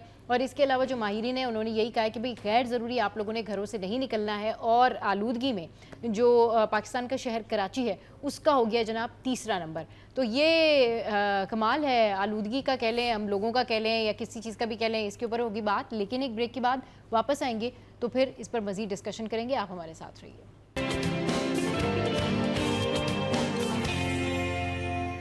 तो अभी आपको मवेशी मंडी के हवाले से बताते हैं और मवेशी मंडी में इस वक्त क्या सूरत हाल है, क्या प्राइजेस हैं और लोग किस शौक से वहाँ पर आ रहे हैं और अभी जो है वो जानवर जो है वो कैसे आए हुए हैं वहाँ पर, बबलू टिल्लू जो है वो क्या क्या कुछ कर रहे हैं, ये आपको दिखाते हैं वसीम इफ्तिखार की रिपोर्ट में। बड़ी ईद की बड़ी रौनक है नादरन बाईपास पर कायम दोस्त मवेशी मंडी में मेले का समा। ईद उल अजहा अब चंद रोज के फासले पर है तो मवेशी मंडी की रौनकों में भी दिन ब दिन इजाफा देखने में आ रहा है। रुकन सिंध असेंबली और पार्लिमानी secretary livestock Mohammad Asif ने मवेशी मंडी का दौरा किया और कहा कि इंतजामात इत्मीनान बख्श हैं। तकरीबन कोई जो मेरी इंतजामिया से बात हुई है, यहाँ पे 60-70 हज़ार मवेशी अब तक आ चुके और ईद तक जो है ना 4-5 लाख तक की यहाँ पे मवेशी आते हैं जो सेल हो जाते हैं। मुस्लिम लीग नून के सीनियर नायब सदर राजा खलीकुज़्ज़मा अंसारी भी मंडी पहुंचे और दिलचस्प अंदाज में जानवरों की खरीदारी का राज खोल दिया। बच्चों ने तो ये जिद की है कि हम बकरे लेंगे और बेगम की फरमाइश है कि गाय लेनी है, तो अब हम उस शशोपंज में हैं कि बच्चों की माने, बेगम की माने या दोनों की माने। मवेशी मंडी एक तरफ सुन्नत इब्राहिमी की याद दिला रही है तो दूसरी तरफ महंगाई शहरियों के जज्बे का इम्तिहान ले रही है, लेकिन इसके बावजूद मंडी की रौनकें और आवाम का जोश और दीदनी। तो आपने देखी ये ज़बरदस्ती रिपोर्ट और इसमें आपने देखा कि बच्चे और जितने भी वहाँ पर लोग मौजूद थे बड़े शौक से जो हैं वो मवेशी मंडी का रुख कर रहे हैं और किसी को गाय चाहिए, किसी को बकरा चाहिए और मेरे जैसे लोग जिनको सस्ते में बहुत सारी जो है ना वो गाय भी चाहिए, बकरा भी चाहिए, तो इस हवाले से बात करते हैं अशरफ भाई से, महराज भाई से। भाई क्या सिचुएशन है इस वक्त, क्या चल रहे हैं प्राइजेस और किस तरीके से आप देख रहे हैं? एक तो सिक्योरिटी के हवाले से भी बताएं कि वहाँ पर इंतजाम कैसे हैं, तसल्ली बख्श हैं। वो मैं बताऊँ, हाँ मैं यहाँ पे प्राइस के लिए तो कान पकड़ रहा हूँ, सुन के इस दफा तो दिल भी हिल रहा है। अच्छा पैसे अभी हो ये रहा है कि अगर आप 2 लाख के लेके जा रहे हैं, एग्जाम्पल दे रहा हूँ, तो हाँ। वो उसकी जो कीमत दिल कर रहा है 8 लाख 10 लाख का जानवर पे आदमी हाथ रख रहा है। अच्छा वीकेंड पे भी महराज साहब से मैं ऐसी बात हुई थी तो ये फैमिली को लेकर गए थे वहाँ पे, उसके बाद बिल्कुल तबीयत सेट हो गई है बिल्कुल। अच्छा जी महराज भाई क्या कुछ हुआ भाई जरा बताएं कि क्या चल रहे हैं हालात वहाँ पे? 14 तबक रोशन हो गया मेरे तो। 14 तबक रोशन हो गए, सही भाई देखें, मैं गया था हफ्ते की रात को ना वहाँ पर, तो वहाँ जाके आपको पता चला कि एक दुनिया ये भी है। हाँ देखिए, सबसे पहले तो वहाँ पे वीवीआईपी और वीआईपी टेंट शुरू हुए। अच्छा स्टार्ट सही। अच्छा, वहाँ पर जानवर माशाल्लाह थे भी बहुत बड़े बड़े खूबसूरत। मतलब एक जानवर के बारे में पूछा तो उसने बोला कि जी 80 लाख रुपए बोलता था वो। 80 लाख रुपए? तो क्या मतलब? मैंने उसकी तरफ देखा हाँ। जो मुझे बता रहा था, हाँ। तो वो थोड़ा सटपटा तो गया, लेकिन मतलब उसका तो काम है बेचारे का, क्योंकि रेट तो मालिक ने तय किया। 80 लाख रुपए का जानवर, वो इतना अच्छा था है भी। ये है कि लग रहा था, लेकिन मतलब ऐसा नहीं था कि 80 लाख रुपए का हो। मतलब 20 लाख मिला के मतलब लियाकताबाद में आ जाएगा 1 करोड़ का। लियाकताबाद में आप जाके ना 3 फ्लैट ले सकते हैं, वही ना, 2 कमरों वाले, इतने पैसों में। मैंने कहा ना 20 लाख और मिला के 1 करोड़ में घर आ जाएगा। क्या बोलता है ये? बोलता है क्या? 70 लाख रुपए, 80 लाख रुपए। एजुकेटेड होगा ना वो, उसने डिग्री अच्छी जगह से ली। फिर थोड़ा सा आगे बढ़े, एक जनरल मंडी थी, वहाँ पर भी पूछा तो जो जानवर मतलब हमारे हिसाब से मतलब जिसको 2.5-3 लाख रुपए का होना चाहिए या 4 लाख रुपए का होना चाहिए, तो उसके रेट उसने बताया 11.5 लाख रुपए। अब काटो उसको। तो अभी एक तो वजह इसकी ये है कि अभी लोग खरीदारी कम कर रहे हैं, ठीक है ना, क्योंकि चांद देखने के बाद अमूमन खरीदारी बढ़ जाती है। सही। दूसरा मसला ये है कि व्यापारी को ये पता है कि मैं कराची आ चुका हूँ माल लेकर और मेरा माल बिक जाना है। सही, ठीक है ना। पूरे पाकिस्तान की मैं गारंटी देता हूँ कि इतने नखरे करने वाला व्यापारी कहीं अपना माल नहीं बेच सकता अपने मनपसंद पैसों में, जो वो कराची में बेच सकता है, और उसको ये पता है। इसके लिए उसने पूरे साल मेहनत की है, सारे खर्चे किए हैं। अब वो आगे अपने जो अखराजात है और जो उसने किए हैं उस पर 100% प्रॉफिट चाहता है या 200% प्रॉफिट चाहता है वो। राइट। इसीलिए इतनी बड़ी मंडी भी सजी हुई है। अब जाहिर सी बात है, लोग आए हुए। कराची में लोग बहुत पसंद करते हैं जानवरों को, और कराची में लोग ज़रा दिल खोल के कुर्बानी भी करते हैं, और कराची के लोग जिंदा दिल हैं तो वो पैसा भी देते हैं, खूबसूरती का पसंद देते हैं। महराज भाई, मैं थोड़ा सा ये पूछना चाहूँगी ऑन सीरियस नोट कि जो लोग देख रहे हैं हमें या जो लोग सुनते हैं हमें, हमारे जितने भी व्यूवर्स हैं, मुझे उन्होंने ना इंस्टाग्राम पर ये क्वेश्चन पूछा है, और आपको पता है कि आप जब बैठे होते हैं लोग, पीपल आस्क मी कि जी अगर महराज साहब आए तो आपने उनसे पूछना है, जो लास्ट डेज होते हैं ये मंडी के, यानी कि जो चांद रात या बिल्कुल उससे 2 या 3 दिन पहले, वाकई प्राइसेस गिर जाते हैं, लोगों को सस्ता जानवर मिल जाता है? ये मुझे लिंक्डइन पर 2 से 3 जो है ना वो रेलेवेंट लोगों ने कहा है कि जी आपने अपने शोज में अपने कॉरेस्पोंडेंट से ये पूछ के बताना है। बिल्कुल क्लियरली सबको आप ये मैसेज देते हैं जो आपसे पूछ रहा है कि ये जो भी सोच रहा है, ऐसी कोई बात नहीं है। अच्छा। आखिर के दिन में तो वैसे ही मारामारी चल रही होती है, और व्यापारी को पता होता है कि आखिरी का दिन है, अब तो उसने भी लेना है जो लेने आया है, ठीक है ना, मैंने तो बेचना ही है, वरना बाद में जाहिर सी बात है वो फिर कहीं और फरोख्त कर देते हैं, उनका कोई नुकसान नहीं होता। वो जानवर ले जाते हैं, दोबारा से उसके ऊपर खर्चा करते हैं, अगले साल ले आएंगे, मैक्सिमम क्या होगा, अगर आज वो दांत 2 बढ़ दांत है हाँ। तो अगले साल 4 दांत तो हो ये जो जाएगा। लोगों का कॉन्सेप्ट होता है, और चांद रात ये को हम concept अक्सर 3 सुन साल भी रहे होते हैं कि 3 भाई साल पहले, 4 गायें साल सस्ती पहले ले आए, खत्म हो रात को गया। 4 बजे ले आए, 3 बजे ले आए। अशरफ भाई थोड़ा सा इस बारे में बताएं कि ये वाकई क्या क्या हकीकत है इसके पीछे। इसकी मिसाल देता हूँ। हाँ। अभी मतलब हमारे मोहल्ले, मेरे पुराना मोहल्ले में वो दोस्त है, हमारे मोहल्ले में जैसे होता है ना, मामू बोलते जी हैं जी हम लोग। जी। तो वो हमेशा हाँ, जो है एक वो होते हैं मामू जो कि मामू जो सस्ती गाय सबके- लाते हैं और हाँ। सबसे भारी गाय उनकी होती है। अच्छा, हम बैठे हुए थे तो दोस्त सारे को कहने के यार इस दफ़ा मामू जो है ना बकरा नहीं गाय लेने गए। अच्छा। मैंने कहा मामू की खैरियत है। तो खैर हम बैठे हुए थे, चाय वाय पी रहे थे, दोस्त का घर है उसके बाहर ही हम वहाँ, क्योंकि वो नॉर्थ इस्लामाबाद का इलाका है तो होटल तो है नहीं, तो घर के पास ही हम गार्डन में बैठे थे, तो पता चला वो लेकर आए। तो मैंने कहा मामू लेकर ना देखेंगे, मैंने कहा मैं रुक गया मैं भी। तो 1-1.5 घंटे बाद जो ना एक रिक्शा आके रुका। सही। अब मैंने कहा भाई फिर मामू बकरा लिया है। हाँ। तो जब रिक्शे से छोटी सी गाय ना वो निकली, रिक्शे में गाय लेकर आया। अब मैं देख रहा हूँ, मैंने कहा मामू रिक्शे में गाय लेकर आए। तो अब वो बड़ी मुश्किल से उतरी भाई, वो बैठी हुई थी, वो डर गई होगी तो बैठी हुई थी बड़ी मुश्किल से। अच्छा मैंने कहा गाय ले आए भाई। वो रिक्शे में लेकर आया। अब सोचे मंडी से, सोचे वो गाय जो है वो किस नौयत की गाय होगी अच्छा, कि वो उसके बाद रिक्शे लेकर में भी आए, आ तो गई हम है लोग भाई। ऐसे ही बैठे हुए थे, दोस्तों ने कहा कि वो और कितने की? लाख रुपए की। 1 लाख रुपए की। वैसे अच्छा, हाँ, उसकी इब्राहिम हालत भाई ऐसी भी थी वैसे मुझे कि बड़ी 40,000 रुपए मुश्किल बकरा से दिला रहे हैं। मुश्किल से उतारा उसको, बड़ी मुश्किल से उतरी। उतरने के बाद वो कह रहे तो मेरा दोस्त है, बहुत मजाक करता, कह रहा है मामू रिजर्व लग गया, लिटा के स्टार्ट तो कर लो। अब लाख रुपए में उसकी ऐसी हालत थी। तो भाई ये बात क्लियर है कि लोग अगर ये सोच रहे हैं कि भाई चांद रात को जाएंगे, 2 दिन पहले जाएंगे सस्ता माल मिल जाएगा, या ईद के पहले दिन जाएंगे सस्ता माल मिल जाएगा, तो उनको बता दें कि ईद के अगर पहले दिन वो गए, दूसरे दिन के चक्कर में रहे तो उनको माल ही नहीं मिलेगा इस कराची में। ये सूरत-ए-हाल पिछले साल कुछ लोगों ने इस वजह से कुर्बानी नहीं की है, जिनमें मेरे बहुत सारे जानने वाले भी शामिल हैं। उनको मौका नहीं मिला, वो ये सोच के बैठे हुए थे कुछ रेट गिरेगा और पहले दिन जाके ले आएंगे। और जब वो पहले दिन पहुंचे तो माल बिल्कुल साफ हो चुका था और वो बेचारे कुर्बानी से महरूम रह गए। चले जी, सही है, बिल्कुल वही है ना कि फर्स्ट कम फर्स्ट सर्व। आप लोगों ने पहली फुर्सत में यही सोचना है कि अगर आप लोगों ने ऑब्वियसली ये फरीज़ा अदा करना है और सब नहीं करना होता है तो कुर्बानी करनी है, तो अभी जाएं और अपने जो भी आप जानवर लेना चाहते हैं वो ले लें, क्योंकि लास्ट के डेज़ में यही जो है वो खबरें हैं कि लास्ट के डेज़ में प्राइसेस उतने कम नहीं होते जिस तरह से लोग सोच रहे होते हैं। तो यहाँ पर हमारे इस सेशन का जो टाइम है वो एंड अप हो गया। बहुत शुक्रिया महराज भाई, बहुत शुक्रिया अशरफ भाई, आप लोग हमारे साथ मौजूद थे। अच्छा जी, हेडलाइंस ब्रेक है, हेडलाइंस ब्रेक के बाद जब वापस आएंगे तो फिर एक और अहम टॉपिक है जिसके ऊपर डिस्कशन करेंगे। आपने कहीं नहीं जाना, हमारे साथ रहना। Stay with us, keep watching city at 10।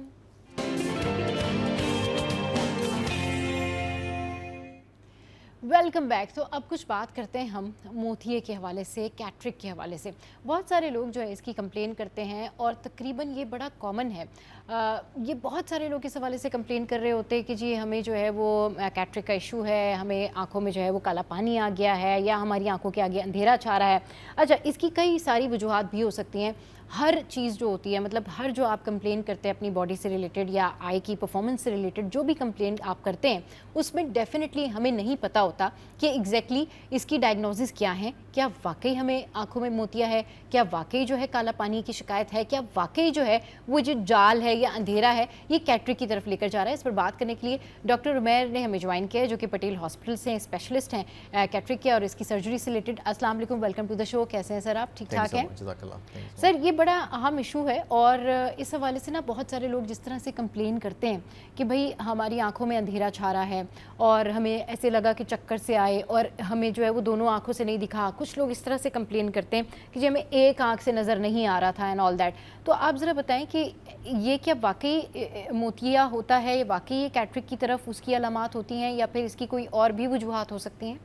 Thank you so much for the opportunity. First of all देखिए, कैटरेक्ट के बारे में ये समझ लेंगे, कैटरेक्ट एक एज रिलेटेड फिनोमेना है। हाँ। और हम सबको शायद कभी ना कभी ज़िंदगी के इस हिस्से में कैटरेक्ट फॉर्मेशन होगा। ओके। लेकिन ये बात भी समझना बहुत ज़रूरी है कि हर कैटरेक्ट जो बन जाता है उसको निकालने की ज़रूरत नहीं है। हाँ। इसका इलाज हम सबको पता है कि सिर्फ और सिर्फ सर्जरी ही है, ज़ाहिर है, लेकिन हर कैटरेक्ट को सर्जरी की ज़रूरत कतई नहीं है। कैटरेक्ट करता क्या है? कैटरेक्ट आहिस्ता आहिस्ता नज़र को कमज़ोर करता है। कई मरतबा I would say 70-80% of the time शुरू के स्टेजेस में ये बहुत अच्छे से सिर्फ चश्मों के ज़रिए ही इसको इम्प्रूव कर दिया जाता है, नज़र को जो कम हो रही है। फिर एट सर्टन लेवल जब ये बहुत ज़्यादा ख़राब होने लग जाता है तो उस स्टेज पे फिर हम सोच सकते हैं कि कैटरेक्ट सर्जरी की ज़रूरत है या नहीं है। तो आई थिंक नंबर 1 तो यही है कि अगर आप नोट करेंगे ग्रेजुअली आपकी नज़र ख़राब होती जा रही है स्पेशली दूर की नज़र अगर ख़राब होती जा रही है, करीब की नहीं, दूर की नज़र अगर ख़राब होती जा रही है, देन आपको मुआयना करा लेना चाहिए, just to be on the safe side. क्योंकि ज़ाहिर है और भी बहुत सारी वजूहत हो सकती हैं, लेकिन हाँ मोस्ट कॉमन वजह कैटरेक्ट है। लेकिन यकीनन इसका हरगिज़ ये मतलब नहीं है कि आपको कैटरेक्ट सर्जरी की ज़रूरत है। सही, बिल्कुल। अच्छा, तो किन लोगों को कैटरेक्ट सर्जरी की ज़रूरत है, कब महसूस, ये कब, बाकी जो रियल डायग्नोसिस होते हैं ना, रियल सिम्टम्स क्या होते हैं मोतिये के? देखिए, एक तो यही है कि जब आप अपना मुआयना कराएंगे और उस मुआयने में ये बात साबित हो जाती है कि चश्मों मदद से आपकी नज़र नहीं बेहतर हो पा रही, नंबर एक। नंबर दो, कोई और वजह भी सामने नहीं है, जैसे कि शुगर की वजह से पर्दे पे असर होता है, तो वो भी आहिस्ता आहिस्ता करके नज़र को कमज़ोर करता है, या काला पानी भी आहिस्ता आहिस्ता करके नज़र को कमज़ोर करता है। ऐसी कोई चीज़ अगर नहीं है और उसके बाद सिर्फ मोतिया ही नज़र आ रहा है और वो चश्मों से बेहतर भी नहीं हो रहा है और आपकी शिकायत है और आप स्ट्रगल कर रहे हैं अपनी डेली लाइफ में, तो then I think you can consider cataract surgery. But usually इसकी कोई अर्जेंसी नहीं है जब तक कि आप अच्छी तरह से अपना इवैल्यूएशन। बट सर चलें ठीक है, इसकी कोई अर्जेंसी नहीं है, बट एक पेशेंट है या एक मरीज़ है जो कि ये कह रहा है कि भाई मेरी आंखों के आगे जाला आ रहा है, अंधेरा आ रहा है, आई कांट सी प्रॉपर, तो वो तो फिर किसी भी सोल्यूशन की तरफ जाएगा। अब जब वो ऑप्थेल्मोलॉजिस्ट के पास जाते हैं, डॉक्टर उनको सजेस्ट करते कि जी आप अपनी सर्जरी करा लें, ये तो मोतिया है, तो वो फिर क्या करें? और फिर ये भी मुझे आपसे जानना है कि क्या हर कैटरेक्ट सर्जरी कामयाब होती है? क्योंकि बहुत सारे जो लोग होते हैं वो इस हवाले से बात करते हैं कि जो अच्छे स्पेशलिस्ट होते हैं वो आपको सबसे पहले कहते हैं कि अच्छा ठीक है, आपने अपनी कैटरेक्ट की सर्जरी करवानी है तो आप सबसे पहले स्पेशलिस्ट के पास जाएं, उससे पूछें कि जो आपका आई एफिशिएंसी है वो उसकी जो कहना चाहिए परफॉर्मेंस है वो इतनी है कि जब आप कैटरेक्ट सर्जरी करवाएं तो पर्दे पे रोशनी आ जाए। तो थोड़ा सा इस चीज़ को ज़रूर डिस्क्राइब कीजिएगा। थैंक यू सो मच, आपने बड़ी अच्छी बात की है कि देखें ये बात समझना बहुत ज़रूरी है कि कैटरेक्ट सर्जरी दुनिया की कामयाब तरीन सर्जरियों में से है, सही, लेकिन 100% ये सर्जरी कामयाब नहीं होती। यानी बहुत कम लोग, यानी 1000 में से एक ऐसे मरीज़ हो सकते हैं, यानी 1000 सर्जरीज अगर की जाए तो एक मरीज़ ऐसा हो सकता है जिसकी नज़र कैटरेक्ट सर्जरी के बाद शायद और ज़्यादा ख़राब हो जाए। अच्छा, तो ये भी मुमकिन है क्योंकि हर सर्जरी की एक कॉम्प्लिकेशन होती है। ये दुनिया में हर जगह, इट्स नॉट जस्ट आस, ये अमेरिका, इंग्लैंड, आप कहीं पे भी सर्जरी कराएंगे तो there is a small percentage of patients that can have serious complication और वो एज अ रिजल्ट उनकी विजन बहुत ज़्यादा ख़राब हो सकती है। तो ये बात समझना ज़रूरी है कि हम जब भी कोई रिस्क लें, यानी हम सर्जरी का रिस्क ले रहे हैं, वो जस्टिफाई होना चाहिए। सही। यानी एक शख्स कहता है कि अगर मेरी नज़र में थोड़ी धुंधलाहट है या जैसे मामूली से जाला आ रहा है लेकिन उसकी डेली लाइफ में उससे कोई प्रॉब्लम नहीं हो रही, देन आई वुड से कि आप इसको ऐसे ही चलाइए। आप क्यों रिस्क ले रहे हैं? जस्टिफाई नहीं है सर्जरी का रिस्क लेना। तो you have to justify the risk of surgery yourself और जाहिर है आपके फिजिशियन को आपके साथ डिस्कस करना चाहिए। सही, फिजिशियन से आपको ज़रूर डिस्कस करना चाहिए।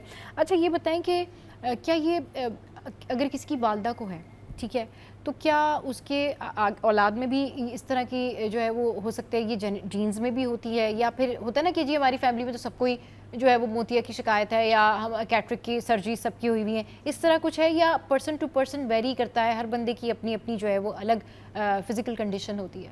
देखिए, जो सबसे कॉमन कैटरेक्ट है, जो मोर देन 99% कैटरेक्ट है, ये तो एज रिलेटेड कैटरेक्ट है। इसका तो कोई हेरिडिटरी एलिमेंट नहीं है सच, ये तो हम सबको होना है। जैसे मैंने आपको बताया, जैसे एज रिलेटेड हम लोगों को रिंकल्स बनेंगे स्किन पे, हमारे बाल सफ़ेद होंगे, इसी तरह से ये फिनोमेना भी होना है। ये एज रिलेटेड फिनोमेना है, लेकिन बहुत रेयर टाइप होती है जो बच्चों में कैटरेक्ट करा सकती है, वो उसके हेरिडिटरी एलिमेंट्स हो सकते हैं, लेकिन यूजुअली जो एडल्ट ऑनसेट है इसके कोई हेरिडिटरी एलिमेंट नहीं है। सही। अच्छा, पाकिस्तान में ओवरऑल जिस तरह से हम बात कर ही रहे हैं कि बहुत ज़्यादा कॉमन है, तो एक रैंडम स्टैट्स क्या है, कितने लोग जो हैं वो कैटरेक्ट के पेशेंट्स होते हैं या कितने लोग इस तरह की कंप्लेन लेके आते हैं, इसकी शरह क्या है पाकिस्तान में? देखिए, अनफॉर्चुनेटली हमारे पास ब्लाइंडनेस सर्वेज बहुत फ्रीक्वेंटली नहीं होते, लेकिन जो पिछले ब्लाइंडनेस सर्वेज जो पिछले 20-30 सालों में हुए हैं उनमें भी टॉप 3 कॉजेज़ ऑफ ब्लाइंडनेस के अंदर कैटरेक्ट रही है। लेकिन माशाल्लाह से हमारे जो सर्विसेज हैं कैटरेक्ट सर्जरी के, वो इतने एक्सपैंड हो चुके हैं पूरे पाकिस्तान के अंदर कि अब हमने उसको नंबर 1 कॉज ऑफ ब्लाइंडनेस से नीचे लेके आ गए हैं। यानी अब लोगों को कैटरेक्ट सर्जरी की सर्विसेज इतनी एक्सेसिबल हो गई हैं कि वो बहुत आसानी से कैटरेक्ट सर्जरी करवा सकते हैं। तो इसलिए cause of blindness as a cataract अब हमारे मुल्क में कम से कम बहुत लोअर डाउन द ऑर्डर आ गया है। सही, बिल्कुल सही कह रहे हैं। अच्छा, एक और चीज़ भी मैं आपसे पूछना चाहूँगी कि अगर हम छोटे बच्चों की बात करते हैं, जो आपने देखा होगा उनको चश्मा लगा होता है और वो बहुत ज़्यादा पढ़ रहे होते हैं, या फिर वो आगे से स्क्रीन जो है वो बहुत ज़्यादा देख रहे होते हैं, या टीवी करीब से देख रहे होते हैं, तो जिन बच्चों को चश्मा लगा होता है या जिन बच्चों की नज़र ख़राब होती है, उनकी ये क्या इनिशियल स्टेज होती है, क्योंकि बाद में फिर डॉक्टर्स ये सजेस्ट करते हैं कि जी अभी आप लगा लें तो बाद में चश्मा हट जाएगा। यूजुअली ऐसे ही होता है, हम सबके साथ भी ऐसे होता था कि जी अभी आप चश्मा लगा लें और बाद में फिर वो चश्मा हट जाएगा। लेकिन वो जो कहना चाहिए ना आई विजिबिलिटी उतना मेंटेन नहीं हो पाती, उसकी क्या वजूहत हैं कि छोटे बच्चे चश्मा लगाते भी हैं लेकिन उसके बाद फिर भी बड़े होकर भी नहीं वो हो पाता वो चीज़? अच्छा, इसमें दो चीज़ों की क्लैरिटी होना बहुत ज़रूरी है। नंबर एक तो ये कि अगर बच्चों को चश्मे की ज़रूरत है तो उनका चश्मा पहनना बहुत ज़रूरी है, स्पेशली 7 साल से कम उम्र बच्चे, क्योंकि उस वक्त उनकी नज़र बन रही होती है, उनका दिमाग उस नज़र को सीख रहा होता है। अगर वो साफ देखेंगे नहीं तो दिमाग सीखेगा नहीं और इस तरह से वो नज़र डेवलप नहीं हो पाएगी। तो एक बात तो ये बहुत इंपॉर्टेंट है कि अगर उनको चश्मे की ज़रूरत है तो उनको चश्मा पहनना है। सही। दूसरी चीज़ इंपॉर्टेंट ये है कि आई एम श्योर जो लोग चश्मा पहनते हैं उनको इस बात का पता होगा कि चश्मे या तो माइनस के नंबर्स होते हैं या प्लस के नंबर्स होते हैं। अगर बच्चों में शुरू में प्लस के नंबर्स बने हैं तो कुछ इम्कान है कि वो एज दे ग्रो वो चश्मे का नंबर ख़त्म या बहुत मिनिमल हो जाएगा। सही। लेकिन अगर उनको माइनस के चश्मे बन गए हैं, जो अनफॉर्चुनेटली आजकल एक एपिडेमिक है, एक वबा की सूरत इख्तियार कर गया है, क्योंकि बच्चे बहुत ज़्यादा क्लोज फ़ोन का इस्तेमाल, टैबलेट का इस्तेमाल कर रहे हैं, उसकी वजह से उनको माइनस के चश्मे ज़्यादा से ज़्यादा बन रहे हैं। और अब पूरी दुनिया में बच्चों के माइनस के नंबर बनने की जो शरह है वो एक्सट्रीमली हाई हो गई है। और उसकी वजह से ये जो टैबलेट और फ़ोन का यूज़ है, तो वो अनफॉर्चुनेटली माइनस के नंबर नहीं कम होते बल्कि वो बढ़ते रहते हैं as we grow.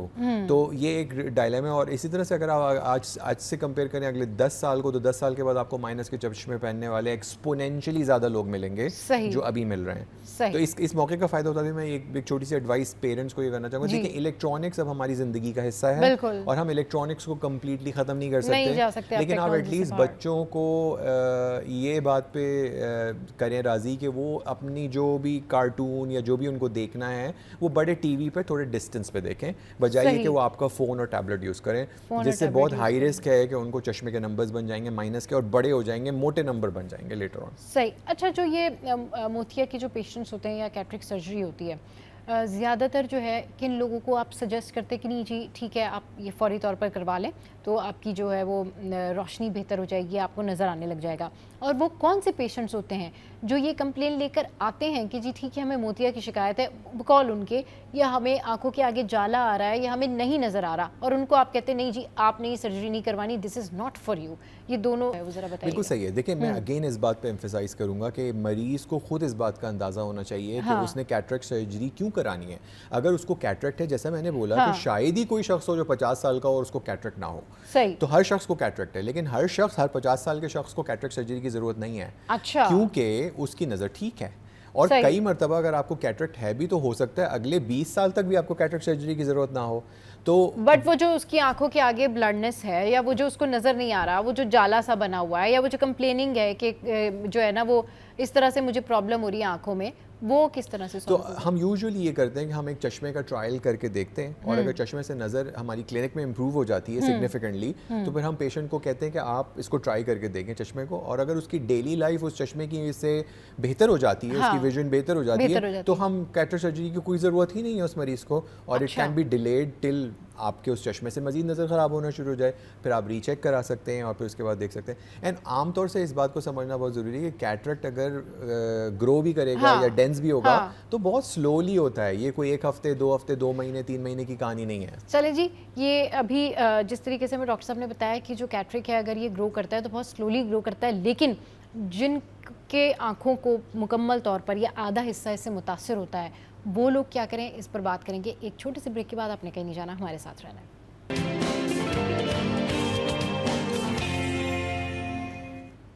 Welcome back. तो जनाब बात हो रही है कैटरेक्ट सर्जरी से रिलेटेड और इस मर्ज़ के मुतालिक कि लोग जो है बहुत ज़्यादा इस हवाले से परेशान होते हैं और कई हफ्ते कई महीने 1 साल 2 साल हो जाते हैं और वो ये कंप्लेन करते रहते हैं कि आंखों में मोतिया है, लेकिन उनको वजह समझ में नहीं आ रही होती। इसकी बड़ी कॉज ग्लूकोमा भी होती है। सर, लोगों को पता ही नहीं होता कि उनको ग्लूकोमा है, और जब वो बाद में डिटेक्ट होता है और डायग्नोज होता है तो फिर वो काफ़ी ज़्यादा लेट हो चुका होता है। तो इस हवाले से ज़रा बताएं कि ग्लूकोमा बेसिकली क्या होता है और ये आँखों पे किस तरह इफ़ेक्ट करता है?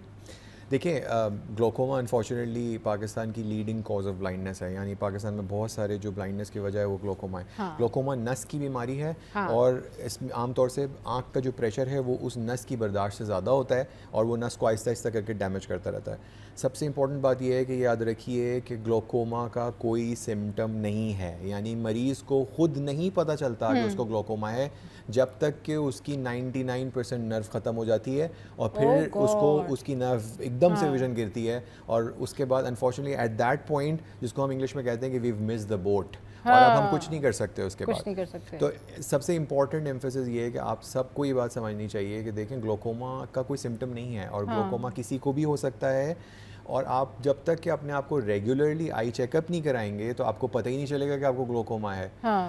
अनफॉर्चुनेटली हमारे हेल्थ सिस्टम में स्क्रीनिंग का कोई कॉन्सेप्ट मौजूद नहीं है, स्पेशली ग्लोकोमा की। वेस्टर्न वर्ल्ड के अंदर हर वो शख्स जो 40 साल के ऊपर हो जाता है उसको ऑप्टोमेट्रिस्ट की तरफ से लेटर्स आना शुरू हो जाते हैं कि भाई आपने अपनी स्क्रीनिंग नहीं कराई है ग्लोकोमा की, आप स्क्रीनिंग कराइए। और अगर वो सही भी होती तो अगले साल उनको फिर लेटर आ जाता है कि आप अगले साल फिर कराइए, और जब भी उनको कोई डाउट होता है तो वो फिर हॉस्पिटल डॉक्टर के पास भेज देते हैं। हमारे पास ये फैसिलिटी अनफॉर्चुनेटली नहीं है। हो अल्लाह से दुआ है कि हम लोग ये इस्टेब्लिश कर पाएँ कभी ना कभी, क्योंकि हमारे पास बहुत सारा मरीज़ है जो देहात से आता है जहाँ जिनको बेसिक सर्विसेज की एक्सेस नहीं है, और वो जब हमारे पास ग्लोकोमा के लिए पहुँचते हैं तो you know it's too late for them unfortunately. सही। अच्छा ये बताएं कि पटेल हॉस्पिटल इस सिलसिले में क्या तरीक़ाकार इख्तियार करता है, बाकियों से कितना मुख्तलिफ है, और किस तरह की सर्जरीज़ जो हैं वो कैटरेक्ट की होती हैं? कैटरेक्ट सर्जरीज तो मोस्ट एडवांस कैटरेक्ट सर्जरी जो मोस्ट एडवांस मशीन्स के साथ जो होती हैं, मतलब बाकियों से आप लोग किस तरह से डिफरेंट हैं, आपके यहाँ इसकी ट्रीटमेंट किस तरह से अलग होती है? जी अल्हम्दुलिल्लाह आई फील प्रिविलेज के पटेल अस्पताल में most advance cataract surgery machines मौजूद हैं, मोस्ट एडवांस लेंसेज मौजूद हैं, और जो भी दुनिया में जिस तरह से भी कैटरेक्ट सर्जरी अच्छे तरीके से परफॉर्म की जा सकती है, स्पेशली कॉम्प्लेक्स केसेस के अंदर, वो अल्हम्दुलिल्लाह we have a very extensive experience of performing those surgeries. इसी तरह से ग्लोकोमा सर्जरीज़ की जहाँ हम बात करें तो ग्लोकोमा सर्जरीज़ भी 3 तरह की होती हैं आमतौर से। एक होती है मिनिमम छोटी सर्जरियाँ, एक दरमियाने दर्जे की सर्जरी, और एक एडवांस सर्जरीज़। हमारे मुल्क में अल्हम्दुलिल्लाह इंटरमीडिएट सर्जरीज तो पूरे मुल्क में परफॉर्म की जा रही हैं, लेकिन स्मॉल स्केल सर्जरी और एडवांस सर्जरी की बहुत लिमिटेड एक्सेस मौजूद है। अल्हम्दुलिल्लाह हमने पटेल के अंदर मोस्ट एडवांस ग्लोकोमा सर्जरीज जो न सिर्फ पाकिस्तान में बल्कि पूरे साउथ एशिया में पहली दफ़ा परफॉर्म की गई, और वो बहुत फ्रीक्वेंटली हम वो ग्लोकोमा सर्जरीज परफॉर्म कर रहे हैं। सही। जो एडवांस सर्जरीज का आप जिक्र कर रहे हैं, इसका थोड़ा सा बताएं क्या प्रोसेस है, और किन लोगों के लिए जो ये एडवांस सर्जरी उनको प्रेफर की जाती है कि जी आपके लिए ये एडवांस सर्जरी आपने ये करवानी है? आमतौर से ये सर्जरी उन लोगों के लिए लिमिटेड होती है जिनके बहुत कॉम्प्लेक्स ग्लोकोमास होते हैं, और या फिर उन लोगों के लिए जिनमें इससे पहले की इंटरमीडिएट सर्जरी फेल हो चुकी है। अगर इंटरमीडिएट सर्जरी फेल हो जाए तो यूजुअली फिर आपके पास ऑप्शंस लिमिटेड हो जाते हैं कि हम प्रेशर किस तरह कंट्रोल करें। तो उनके लिए वो एडवांस सर्जरी होती है जो ज़ाहिर लंबी होती है, मोर स्किल रिक्वायर्ड, मोर एक्सटेंसिव मेहनत होती है उसके अंदर, पूरी टीम की एफर्ट होती है। तो वो advance surgery is limited for those patient जिनमें नॉर्मल सर्जरियाँ फेल हो चुकी हैं। अब उनके प्रेशर को कंट्रोल करने कौन से पेशेंट्स के लिए, यानी कि वही जो आपने कहा कि वो लिमिटेड पेशेंट्स होते हैं जिनके लिए रेकमेंड की जाती है, और इंटरमीडिएट सर्जरी जो है जो कि कॉमन सर्जरी है वो सारे पेशेंट्स को जो है वो सजेस्ट की जाती है? ज़्यादातर मरीज़ों में इंटरमीडिएट सर्जरी की जा सकती है, एक्सेप्ट कि वो मरीज़ जिनमें कॉम्प्लेक्स पोजीशन है, फॉर एग्जांपल उनके पहले पर्दे के ऑपरेशन हुए हुए हैं, उनके और बहुत सारे कॉम्प्लेक्स सर्जरियाँ हुई हुई हैं, तो उनके अंदर इंटरमीडिएट सर्जरी काम नहीं करती, और अगर आप करेंगे भी तो फेल हो जाएगी। तो उनके अंदर या तो हम प्राइमरीली ही एडवांस सर्जरी करेंगे, या हम इंटरमीडिएट सर्जरी अगर करते भी हैं तो अगर वो फेल होती है तो then we go to advance surgery. After that surgery किन बातों का ख्याल रखना चाहिए लोगों को जब वो ये सर्जरी करवा लेते हैं? तो देखिए सबसे जो चूँकि कैटरेक्ट सर्जरी एक ऐसी चीज़ है जिसको हम सब ने कभी हमारे पड़ोसी की हो गई, हमारे खाला की हो गई, हम सबको पता होता है, और हम सब कैटरेक्ट सर्जरी की जो अच्छी बात है वो ये है कि ये इमीडिएट इफेक्ट देती है, यानी अगले दिन ही मरीज़ कहता है ओहो मुझे तो बहुत साफ नज़र आ रहा है। लेकिन ग्लोकोमा सर्जरी ये नहीं है। ग्लोकोमा सर्जरी बहुत कॉम्प्लेक्स सर्जरी है, और ग्लोकोमा सर्जरी का मकसद सिर्फ एक है, वो ये है कि हम प्रेशर को नीचे लेके आएँ ताकि नज़र को बचाया जा सके। सही।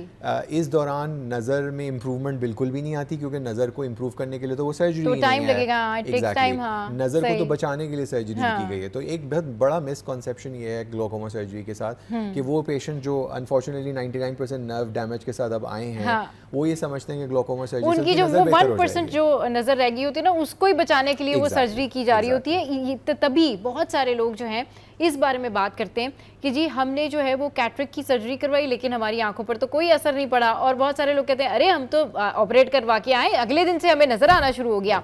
तो इस डिफरेंस को जानना और पहचानना बड़ा ज़रूरी है कि आपने वाकई कैटरेक्ट की सर्जरी करवाई है या आप ग्लूकोमा के पेशेंट हैं। अगर आप if you are having glaucoma और you are going for surgery तो डेफिनेटली फिर आपको जो है आपका जो विजन जितना % बचा है बस उसी को सेव किया जा रहा है, उसमें आपकी जो आई एफिशिएंसी है, जो विजिबिलिटी है वो इतनी क्लियर नहीं होगी। अच्छा सर, उसमें वो जो नर्व जो डैमेज होती है उसको कुछ रिपेयर करने के लिए या उसकी एफिशिएंसी बेहतर करने के लिए भी कुछ किया जाता है, या it damage has been done तो डन, ऐसा है? बिल्कुल ऐसे ही। अनफॉर्चुनेटली जो आंख की नस है ये दिमाग का हिस्सा है, और अभी तक दुनिया में कोई भी दिमाग की डैमेज को रिपेयर करने का इलाज मौजूद नहीं कर सका। इस पे रिसर्च बहुत हो रही है, उम्मीद है कि कुछ अल्लाह करे हाँ कि कुछ हो जाए। सो फार अनफॉर्चुनेटली, यानी उसी मरीज की एग्जांपल अगर हम ले जो 99% यूरोप में, अमेरिका में इस हवाले से बहुत सारी रिसर्च की जा रही है कि भाई अगर कोई नर्व डैमेज हो जाए तो उसके लिए क्या किया जा सकता है, लेकिन ऑब्वियसली अभी तक इस तरह का रीसेंट कोई ऐसा ना जो है वो इलाज या ट्रीटमेंट या कोई भी किसी किस्म की स्टडी सामने नहीं आई कि आप इसको बेहतर कर सकते हैं। अच्छा, अब क्योंकि हमारे यहाँ पर आंखों के जो प्रॉब्लम है ना वो बहुत ज़्यादा हैं, एक तो ये ग्लूकोमा हो गया, एक कैटरेक्ट हो गया, एक नॉर्मल भी आपका जो नॉर्मल विजन होता है ना वो ब्लर हो जाता है। उसकी कई वजूहात हो सकती हैं, हो सकता है कि आपके अंदर खून की कमी हो सकता है कि आप एनेमिक हो सकता है कि आपको जो है वो चक्कर आ रहे हो सकता है आपका बीपी लो हो। क्या बीपी के हाई या लो होने की वजह से भी आई के ऊपर फ़र्क पड़ता है? आई के एफिशिएंसी के ऊपर फ़र्क पड़ता है? चक्कर आने से भी, क्योंकि बहुत सारे लोग होते हैं ना कि उनको चक्कर आते हैं तो बीपी लो होता है तो उनको एकदम से दिखना विखना बंद हो जाता है और वो कहते हैं बिल्कुल मुझे नज़र नहीं आया, उसके बाद फिर दिल गेट बेटर। तो ऐसा कुछ होता है? ब्लड प्रेशर से आंखों का ताल्लुक है? देखिए, हाई ब्लड प्रेशर तो लॉन्ग टर्म अगर किसी को रहेगा तो जिस तरह से वो स्ट्रोक करा सकता है या हार्ट अटैक करा सकता है, इसी तरह से वो आंख के प्रॉब्लम्स भी करा सकता है लीडिंग टू ब्लाइंडनेस। राइट। लेकिन 2-3 बातें इंपॉर्टेंट हैं वो करना है। एक तो समझना ये ज़रूरी है कि एक रूल है, वो ये है कि अगर आपकी नज़र कमज़ोर होती है कुछ लम्हों के लिए और फिर सही हो जाती है तो ज़्यादा इम्कान ये है कि ये आँख का मसला नहीं है और ये नस या दिमाग का मसला है। ठीक है। और ये ऐसा हो सकता है जैसे कि आपने बताया कि लो ब्लड प्रेशर में भी आपको ऐसा फील हो या खुदा ना खास्ता एक अर्ली स्ट्रोक की अलामत हो, इस तरह की चीज़ें भी हो सकती हैं। लेकिन अगर विजन रिड्यूस हो गया है और ये रिड्यूस्ड ही है देन इट्स मोर लाइकली कि ये आपकी आँख सही है, क्योंकि ये जो आई विजिबिलिटी है ना ये प्रॉब्लम करती है। अच्छा, एंकर्स में ना ये बहुत कॉमन कंप्लेन होती है कि we used to sit in the studio और जो प्रॉम्प्टर पढ़ रहे होते हैं या जो इस तरह से पेपर पढ़ रहे होते हैं, sometimes it happens with us कि अगर आपने जो है वो एक दफ़ा आपने रीड किया है या सामने प्रॉम्प्टर आपके लगा हुआ है या व्हाटएवर जो भी आप रीड करते हैं, आपको उसी जो है ना वो कंडीशन में, आई कंडीशन में वो परफेक्ट नज़र आ रहा होता है, बट समहाउ अगले दिन नेक्स्ट डे या 4 घंटे बाद आपका जब दूसरा बुलेटिन हो या ट्रांसमिशन हो या आप कुछ कर रहे हो तो आपको थोड़ा ब्लर फील हो रहा होता है। मैं अपना एक्सपीरियंस शेयर करती हूँ कि मैं क्या करती थी, मैं थोड़ा चॉकलेट वगैरह खाती थी when I used to feel ना कि अच्छा ओके अभी मुझे थोड़ा सा ऐसे फील हो रहा है। तो ये बहुत सारे एंकर्स भी हम आपस में ये मसला जो है अंडरस्टैंड करते हैं। तो आप भी अगर ऑफिस में हैं, अगर आप बहुत ज़्यादा काम कर रहे हैं, लैपटॉप पर हैं, स्क्रीन्स पर हैं, या आपको लगता है कि काम करते करते आपको चक्कर आ रहे हैं, थोड़ा ब्लर फील हो रहा है, तो उसका मतलब ये नहीं है कि कंसेप्टिवली आपकी आंखें जो है वो वीक हो गई। इसका मतलब ये कि यू नीड समवन, मतलब यू कैन हैव समथिंग, आप कुछ थोड़ा बहुत खा लें, कुछ शुगर अपनी मेंटेन कर लें। इससे बहुत ज़्यादा सर ऐसा लगता था थोड़ी देर के बाद ना कि नहीं ओके फाइन अभी बिल्कुल ठीक से सही नज़र आ रहा है। तो ये आपकी डाइट जो है ना उसका भी आंखों से बड़ा गहरा ताल्लुक होता है। आई मेंटेनेंस के लिए अपनी आंखों को इस गर्मी में भी धूप से बचाने के लिए और जो गर्द है, जो पोल्यूशन है, उससे बचाने के लिए क्या करना चाहिए? सॉरी इस वक्त जवाब देने से पहले एक चीज़ आपकी बात को कंटिन्यू करूंगा। तो एक और कॉमन जो प्रॉब्लम जो हम लोग फेस करते हैं, स्पेशली वो लोग जो 35 एंड अबव हैं, एक एज रिलेटेड फिनोमेना होता है जिसको प्रेसबायोपिया कहते हैं, यानी करीब के चश्मे बनना। और जब आपको ये फिनोमेना में आप हिट कर रहे होते हैं तो यू फील कि स्पेशली आजकल के ज़माने में लोग ये अक्सर शिकायत करते हैं कि मैं फ़ोन पे देख रहा हूँ और सामने टीवी देख रहा हूँ, तो फ़ोन तो साफ नज़र आ रहा है, फिर टीवी साफ नज़र नहीं आ रहा, फिर टीवी साफ नज़र आ रहा है, तो ये साफ नज़र नहीं आ रहा। तो इट मीन्स कि आपको करीब के चश्मों की ज़रूरत है, करीब के चश्मों की ज़रूरत है। ये प्रॉब्लम होता है, सही कह रहे हैं कि आप पेपर देख रहे हैं तो आपको ठीक से दिख रहा है, लेकिन अब जब सामने देख रहे हैं तो आपको ठीक नहीं दिख रहा है। चलिए जी, बहुत शुक्रिया सर, आप हमारे शो पर आए और आज जो है बड़ा ज़बरदस्त हमारा ये सेशन रहा जिसमें हमने आपको बताया कि कैटरेक्ट ग्लूकोमा में क्या फ़र्क है और जो ब्लर विजन होता है उसके कई जो है वो साइन एंड सिम्टम्स हो सकते हैं। हो सकता है आपका बीपी लो हो, आप एनेमिक हो सकता है कि आप स्ट्रेस में हो सकता है आपका बीपी जो है वो अप डाउन कर रहा हो, ये बहुत सारे सिम्टम्स होते हैं। तो इस सेशन का ज़रूर फीडबैक आपने देना है हमारी सोशल साइट पर। तो यहाँ पर वक्त तो एक ब्रेक का, ब्रेक के बाद जब वापस आएंगे जनाब तो आपको मिलवाएंगे एक और ज़बरदस्त सी पर्सनैलिटी से। आपने कहीं नहीं जाना, हमारे साथ रहना है।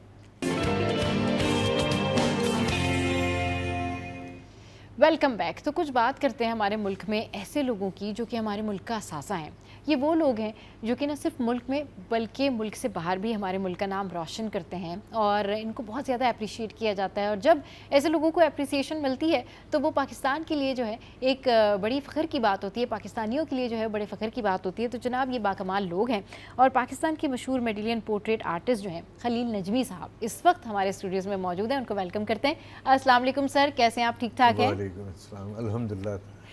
बहुत टाइम के बाद जो है वो मेरी खलील साहब से मुलाकात हो रही है और इससे पहले जब मेरी इनसे मुलाकात हुई थी तब भी जो है ज़बरदस्त किस्म के पोर्ट्रेट इनके पास थे और ज़बरदस्त जो है वो पोर्ट्रेट बनाकर लेकर आए थे।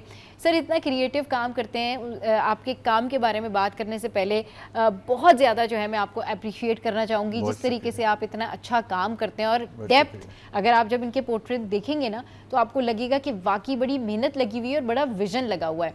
सर सबसे पहले तो ये बताएं कि इस फील्ड में वाकई क्रिएटिविटी की, विजन की और सोचने की बड़ी ज़रूरत होती है। एक क्रिएटिव बंदा ये सारा कुछ कर सकता है, अदर देन दैट किसी नॉर्मल बंदे का ये काम नहीं है। ऐसा ही है, इसमें कोई शक नहीं हाँ, है। सही, इसमें कोई शक नहीं। इस काम में या किसी भी काम में हाँ, पढ़ना ज़रूरी होता है। सही, आपकी मतलब नॉलेज होनी चाहिए। जी जी, सिर्फ अपने सब्जेक्ट की नहीं, जनरल भी आपको जनरल बहुत कुछ पता होना चाहिए। हाँ, सही, मिसाल के तौर पे जैसे अब मैं जो तस्वीरें बनाता हूँ हेड ऑफ स्टेट्स की, तो मुझे जो हमारी गवर्नमेंट की जो रिक्वायरमेंट्स हैं, हाँ, मतलब डिप्लोमेसी के हवाले से, मतलब ये सॉफ्ट डिप्लोमेसी का हिस्सा है ये चीज़ें। हाँ, तो बहरहाल ये इस तरह की नॉलेज जो है वो काम आती है आपको अपने काम में।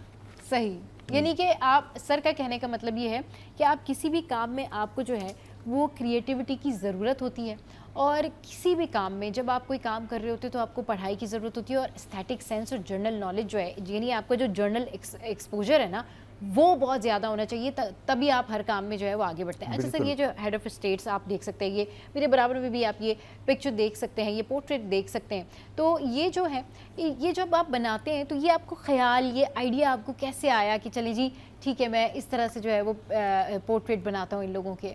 मुझे असल में यूँ समझिए कि कायद-ए-आज़म की तस्वीर से मैंने अपने काम का सिलसिला शुरू किया। सही, और मैंने ये देखा कि लोग जिस तरह से founder of the nation Quaid-e-Azam से मोहब्बत रखते हैं, हाँ, तो मुझे एहसास हुआ कि इसी तरह जो उनके जो हेड ऑफ स्टेट्स हैं या उनके जो फाउंडिंग फादर्स हैं मुख्तलिफ मुल्कों के, तो उनसे भी अकीदत लोग रखते होंगे वहाँ के। और मुझे इसका अमली तजुर्बा भी हुआ गल्फ़ स्टेट्स में ट्रैवल के दौरान।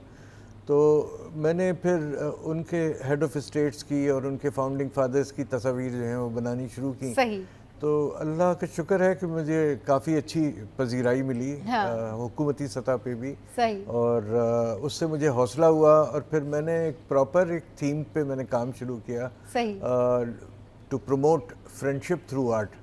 ओके, सही। तो अब तो इसकी कितनी पजीराई मिली, कितनी अप्रिसिएशन मिली इसकी, कितनी आपको दूसरे ममालिक से भी जो है ना वो अप्रिसिएशन आई? मुझे दूसरे ममालिक में यूँ समझिए कि जो हेड ऑफ स्टेट्स जिनको तस्वीरें प्रेजेंट की जाती हैं उनके व्यूज़ मुझसे लोगों ने शेयर किए कि तस्वीर मेरी वहाँ पसंद की गई। हाँ, और इस वक्त तकरीबन 9 ममालिक हैं कि जिनके जो हेड ऑफ स्टेट्स हैं उनके दफातर में मेरी पोर्ट्रेट्स लगी हुई हैं। माशाल्लाह, माशाल्लाह, that's really great, that's really great. भाई पाकिस्तानी है ही ऐसे, पाकिस्तानी जो है ना जो काम करते हैं बड़ा क्रिएटिव काम करते हैं। सर ये जो पोर्ट्रेट है ज़रा थोड़ा सा इसके बारे में बताएं, ये आपने जिस तरह बनाया हुआ है किस तरह इसके अंदर जो है क्या क्या चीज़ें इस्तेमाल होती हैं, ये किस तरह बनाया जाता है? कतर के अमीर तमीम बिन हमाद अस्सानी जो है उनकी पोर्ट्रेट है ये, और ये मेडालियन पोर्ट्रेट है। अच्छा। मेरी तस्वीरें जो हैं उनका तीन हिस्से हैं, मतलब फर्स्ट स्टेप जो है वो मैं वुड पे कार्व करके बनाता हूँ। ठीक है। और देयार की लकड़ी जो है वो देयार का दरख्त पाकिस्तान का कौमी दरख्त है जी। तो देयार की लकड़ी पे जो मैं पोर्ट्रेट कार्व करता हूँ it becomes a symbolic souvenir from Pakistan. सही। तो वो उसके बाद नेक्स्ट स्टेप जो है वो मेडालियन पोर्ट्रेट होती है और इससे डायरेक्ट कॉइन्स और मेडल्स बनाए जा सकते हैं। ओके। तो इन दिनों हुकूमत को मैं सजेस्ट कर रहा हूँ कि जो मुस्लिम कंट्रीज ब्रदर इस्लामी ममालिक जो हैं उनके हेड ऑफ स्टेट्स की जो मैंने पोर्ट्रेट्स बनाई हुई हैं, तो गवर्नमेंट को मैं सजेस्ट कर रहा हूँ कि आप इनके कमेमोरेटिव कॉइन्स इशू करें। Okay, friends of Pakistan. सही, मतलब वो आप ये कह रहे हैं कि उनके जो कमेमोरेटिव कॉइन्स होते हैं अगर वो जारी करेंगे, वो बनाएंगे, तो डेफिनेटली वो मजीद और सॉफ्ट बिल्कुल नहीं, उसमें ये होगा कि आपको यूँ समझिए कि आप उनको अप्रिशिएट करेंगे तो डेफिनेटली आपकी जो ब्रदरली रिलेशनशिप्स हैं और इम्प्रूव होंगी। तो ये जो कतर के जो अमीर हैं ये उनका पोर्ट्रेट है। सही। अच्छा सर, कितना टाइम लगता है एक ये पोर्ट्रेट इस तरह से बनाने में? क्योंकि पहले तो ऑब्वियसली आप सोचते हैं कि हैंड कार्विंग से लेके मेडालियन पोर्ट्रेट से हैंड पेंटेड पोर्ट्रेट, जैसे प्रेसिडेंट शी की तस्वीर लगी हुई है आपके पीछे। बिल्कुल, ये जरा इसके ऊपर ये जरा बताइएगा, ये थोड़ा सा डिस्क्राइब करते जाइएगा जरा सा, ये दिखाएं। 3 महीने लग जाते हैं। तो ये देख सकते हैं आप, ये चीन के सदर जो हैं उनका ये फाइनल आउटपुट है इसकी। सही, ये जरा क्लोज करके दिखाएं तो फिर जो है वो लोगों को पता चलेगा कि किस तरीके से जो है ये पोर्ट्रेट इतना ज़बरदस्त जो है वो बनाया गया है, एंड दैट्स रियली अमेजिंग कि ये जो है वो। अच्छा सर, थोड़ा सा इसको बताएं कि इसको बनाने में जो है वो कितना टाइम लगा? जो वुड कार्विंग से लेके यहाँ तक पहुँचने में तकरीबन 3 महीने लग जाते हैं। 3 महीने जो है वो लग जाते हैं। सही जी, बिल्कुल। तो ये बहुत ज़बरदस्त जो काम आप देख रहे हैं, इतना ज़बरदस्त जो ये पोर्ट्रेट का सारा काम है, ये बड़ा ज़बरदस्त है। जो लोग इस फील्ड में आना चाहते हैं या आपकी तरह आपसे इंस्पायर होके इस तरह का कुछ काम करना चाहते हैं, उनको आप क्या सजेस्ट करेंगे कि वो लोग क्या करें जो आपसे इंस्पायर होके इस फील्ड में आना चाहते हैं? पहली चीज़ तो ये कि मेरा ख्याल है उन्हें चाहिए कि तजुर्बात करें कार्विंग के। उनको जो शार्प नाइफ्स वगैरह हैं वो हैंडल करने आने चाहिए, चिज़ल हैंडल करने आने चाहिए। और बाकी ये कि अगर कोई जैसे कराची में लोग रहते हैं तो उनके लिए मैं दस्तयाब हूँ। मुझसे अगर कभी किसी को कोई मशवरा चाहिए हो तो मुझे कांटेक्ट करें डेफिनेटली, और आएँ ज़रूर। मुझे बहुत खुशी होगी कोई अगर सीखना चाहे तो मैं ज़रूर सिखाना चाहूँगा। सही। और तो लोग आते हैं सर, पूछते हैं आपसे आके कि आपने ये कैसे पोर्ट्रेट बनाया है और किस तरीके से जो है ना। I don't know, पता मुझे लगता है कि शायद देखने वाले जो हैं शायद इस काम को बहुत मुश्किल समझते हैं। अच्छा। बहुत मुश्किल भी नहीं है, आसान भी नहीं है। सर क्रिएटिविटी है ना, तो इस तरह के पोर्ट्रेट के लिए फिर लोग यही सोचते हैं ना कि पता नहीं कितना ये मुश्किल होगा, कितना जो है वो टाइम कंज्यूमिंग होगा, कितना ज़्यादा इसके पीछे जो है वो मेहनत लगी होगी। और मेहनत तो है, अगर कोई चीज़ आप 3 महीने लगा के जो है कि पोर्ट्रेट बना रहे हैं और फिर इतना ज़बरदस्त वो फाइन उसकी जो है वो शक्ल नज़र आ रही है, तो मेहनत तो है। तो फिर आप क्या सजेस्ट करते हैं लोगों की स्टार्ट कहाँ से करें? मतलब वो आप ग्रेजुएशन जब करते हैं तो 4 साल तो लगाते हैं। हाँ, तो इतना टाइम तो आपको लगाना पड़ेगा सही सीखने के लिए, यानी अपने हाथ को एक महारत पैदा करने के लिए अपने हाथ में। सही। तो मेरा ख्याल है इस तरह के टाइम को लोग अगर सोच के चलें, और ये ऐसा नहीं कि फुल टाइम आप इसको लें, आप इसको पार्ट टाइम भी कर सकते हैं। यानी अपनी पढ़ाई के साथ साथ बच्चे सीख सकते हैं इसको, और हफ्ते में 3 दिन 4 दिन दें इसको। डेफिनेटली मैं समझता हूँ कि टैलेंट जो है कल्टीवेट किया जा सकता है पाकिस्तान में। सही। I would like to contribute towards it. सही, दैट्स रियली ग्रेट। तो भाई जितने भी लोगों को इस तरह के पोर्ट्रेट बनाने का शौक है, जिस तरह के लोग ये क्रिएटिव काम करना चाहते हैं, तो सर इज सेइंग कि भाई आप उनसे कांटेक्ट कर सकते हैं, ही इज़ अवेलेबल। और अगर आप उनसे कुछ भी सीखना चाहते हैं, समझना चाहते हैं, इस काम के हवाले से कुछ पढ़ना चाहते हैं, इससे रिलेटेड कोई स्टडीज़ जो है वो आप करना चाहते हैं, तो आप सर से जो है वो कांटेक्ट कर सकते हैं। अच्छा सर, ये बताएं कि गवर्नमेंट लेवल पर आपको कितना अप्रिसिएशन मिलता है? अल्हम्दुलिल्लाह अभी यूँ है कि जब कोई हेड ऑफ स्टेट्स यहाँ आने वाले होते हैं तो मुझे पहले से ऑर्डर आ जाता है हुकूमत का कि मुझे हमें इनकी तस्वीर चाहिए। सही। तो अभी जैसे तैयब अर्दगान आए हुए थे अपनी बेगम के साथ पाकिस्तान। सही। तो उनकी 2 पोर्ट्रेट्स जो हैं मैंने हस्बैंड एंड वाइफ की, वो मैंने प्राइम मिनिस्टर हाउस के लिए बना के दी थी। तो इसके अलावा हमारे जो आर्मी चीफ हैं उनके सेक्रेटेरिएट के लिए भी मैं बनाता रहा हूँ माजी में। अभी भी कुछ ना कुछ काम रहता ही है सिलसिला। सही। और बाकी कायद-ए-आज़म की तस्वीर का सिलसिला तो रहता है। बिल्कुल सही कह रहे हैं। आपके बिल्कुल बराबर में भी सर के आप देख सकते हैं कि जो कायद-ए-आज़म मोहम्मद अली जिन्ना है, उनका ये पोर्ट्रेट, ये खूबसूरत जो पोर्ट्रेट है, ये आप अगर फोकस करके दिखाएं तो ये बड़ा ज़बरदस्त है सर। ये जितना भी आप काम कर रहे होते हैं पोर्ट्रेट के हवाले से और जो भी आपकी क्रिएटिविटी होती है, इसमें ऑलमोस्ट ऐसे ही 3 से 4 महीने 4-5 महीने ऐसे ही टाइम लगता है, या कोई आपका ऐसा कोई एक्सपीरियंस हमारे साथ में शेयर करें कि आपने कोई पोर्ट्रेट बनाया और उसमें आपको बहुत टाइम लगा और वो आपके काम का मास्टरपीस हो, यानी आप कहते हो कि ये मेरा फाइनेस्ट प्रोडक्ट है? मेरा ख्याल है ऐसा कभी कोई आर्टिस्ट, मेरे कुछ फेवरेट काम तो हैं। हाँ, वो होता है ना कि आप जिस तरह के आप जब कोई काम कर रहे हो तो आप कहते हैं ये that's the thing, you know, I that's my favourite, तो ये मेरा ही काम है लेकिन दैट्स माय फेवरेट, तो वो आपको खुद भी पता होगा तो वो किसका पोर्ट्रेट था? फेवरेट काम तो है मेरे। हाँ। और मगर मैं यूं कहूं कि मैं समझता हूं कि बस मैंने कमाल कर दिया, ऐसा कुछ नहीं होता। हर नया दिन जो है ना वो नए चैलेंजेस लाता है और आप हमेशा, इट्स अ प्रोसेस, आप इम्प्रोवाइज करते रहते हैं with the passage of time. सही। तो आप ये नहीं कह सकते कि बस मेरा ये जो बाकमाल पीस है ना ऐसा तो दोबारा बनेगा ही नहीं। सही। उससे भी अच्छे बट बन आपकी जाते फेवरेट जो पेंटिंग्स हैं, फेवरेट जो पोर्ट्रेट्स हैं, वो कौन-कौन से हैं? अभी रिसेंटली जैसे अर्दोआन साहब की पोर्ट्रेट मैंने बनाई, अच्छा, वो मुझे बहुत पसंद आई। इससे पहले भी मैं उनकी एक पोर्ट्रेट बना चुका हूँ। सही। मगर अभी जो रिसेंटली जो मैंने बनाई है वो उनकी ऑफिशियल पोर्ट्रेट है, वो मुझे बहुत पसंद है। और उसकी जो यानी सेकंड और थर्ड स्टेप जो है उसके ऊपर मैं काम कर रहा हूँ इन दोनों। उसके अलावा मैंने तकरीबन 8 साल पहले मैंने शेख मोहम्मद बिन राशिद जो दुबई के रूलर हैं जी, उनकी मैंने पोर्ट्रेट बनाई थी। और वो तस्वीर जो थी वो बहुत खूबसूरत तस्वीर थी, बिल्कुल उनका जो चेहरा है उसकी यूँ समझिए कि जलाल, जाहो जलाल जो है उनका वो उसमें झलक रहा था। तो वो मेरी तो अभी आपके जो प्रोजेक्ट्स हैं, अभी जो न्यू आपके प्रोजेक्ट्स हैं वो क्या हैं, किन चीज़ों पर काम कर रहे हैं आप? मैं हकीकत ये है कि कोई एक रोड मैप हुकूमत की तरफ से तो मुझे दिया नहीं गया है। सही। मगर मैं अपने तौर पे मैं फोरसी करता हूँ कि कहाँ कहाँ मैं कंट्रीब्यूट कर सकता हूँ। गवर्नमेंट इस वक्त किस डायरेक्शन में जा रही है। हाँ। जैसे अभी जो हम देख रहे हैं, जैसे इंडिया पाकिस्तान के जो मामलात हुए, हाँ। उसके बाद मैं ये समझता हूँ कि हमें इंटरनेशनली पाकिस्तान के नैरेटिव को आर्टिस्टिकली प्रेजेंट करने की ज़रूरत है। जैसे मिसाल के तौर पे कश्मीर इशू है, तो बहुत ज़रूरत है इस बात की कि जहाँ हम जाएं और कश्मीर का मुकदमा पेश करें किसी भी लेवल पे, तो वहाँ कश्मीर की कोई सिंबॉलिक जो 3D में इमेज है वो ज़रूर प्रेजेंट की जाए कि जिसमें भारतीय तसल्लुत और उसकी वजह से जो कश्मीरियों के हालात हैं, जो उनके ऊपर प्रेशर्स हैं जिस तरह के, वो रिफ्लेक्ट हों। तो मैं इस तरह का कुछ काम करना चाहता हूँ और बहुत सारी चीज़ें हैं।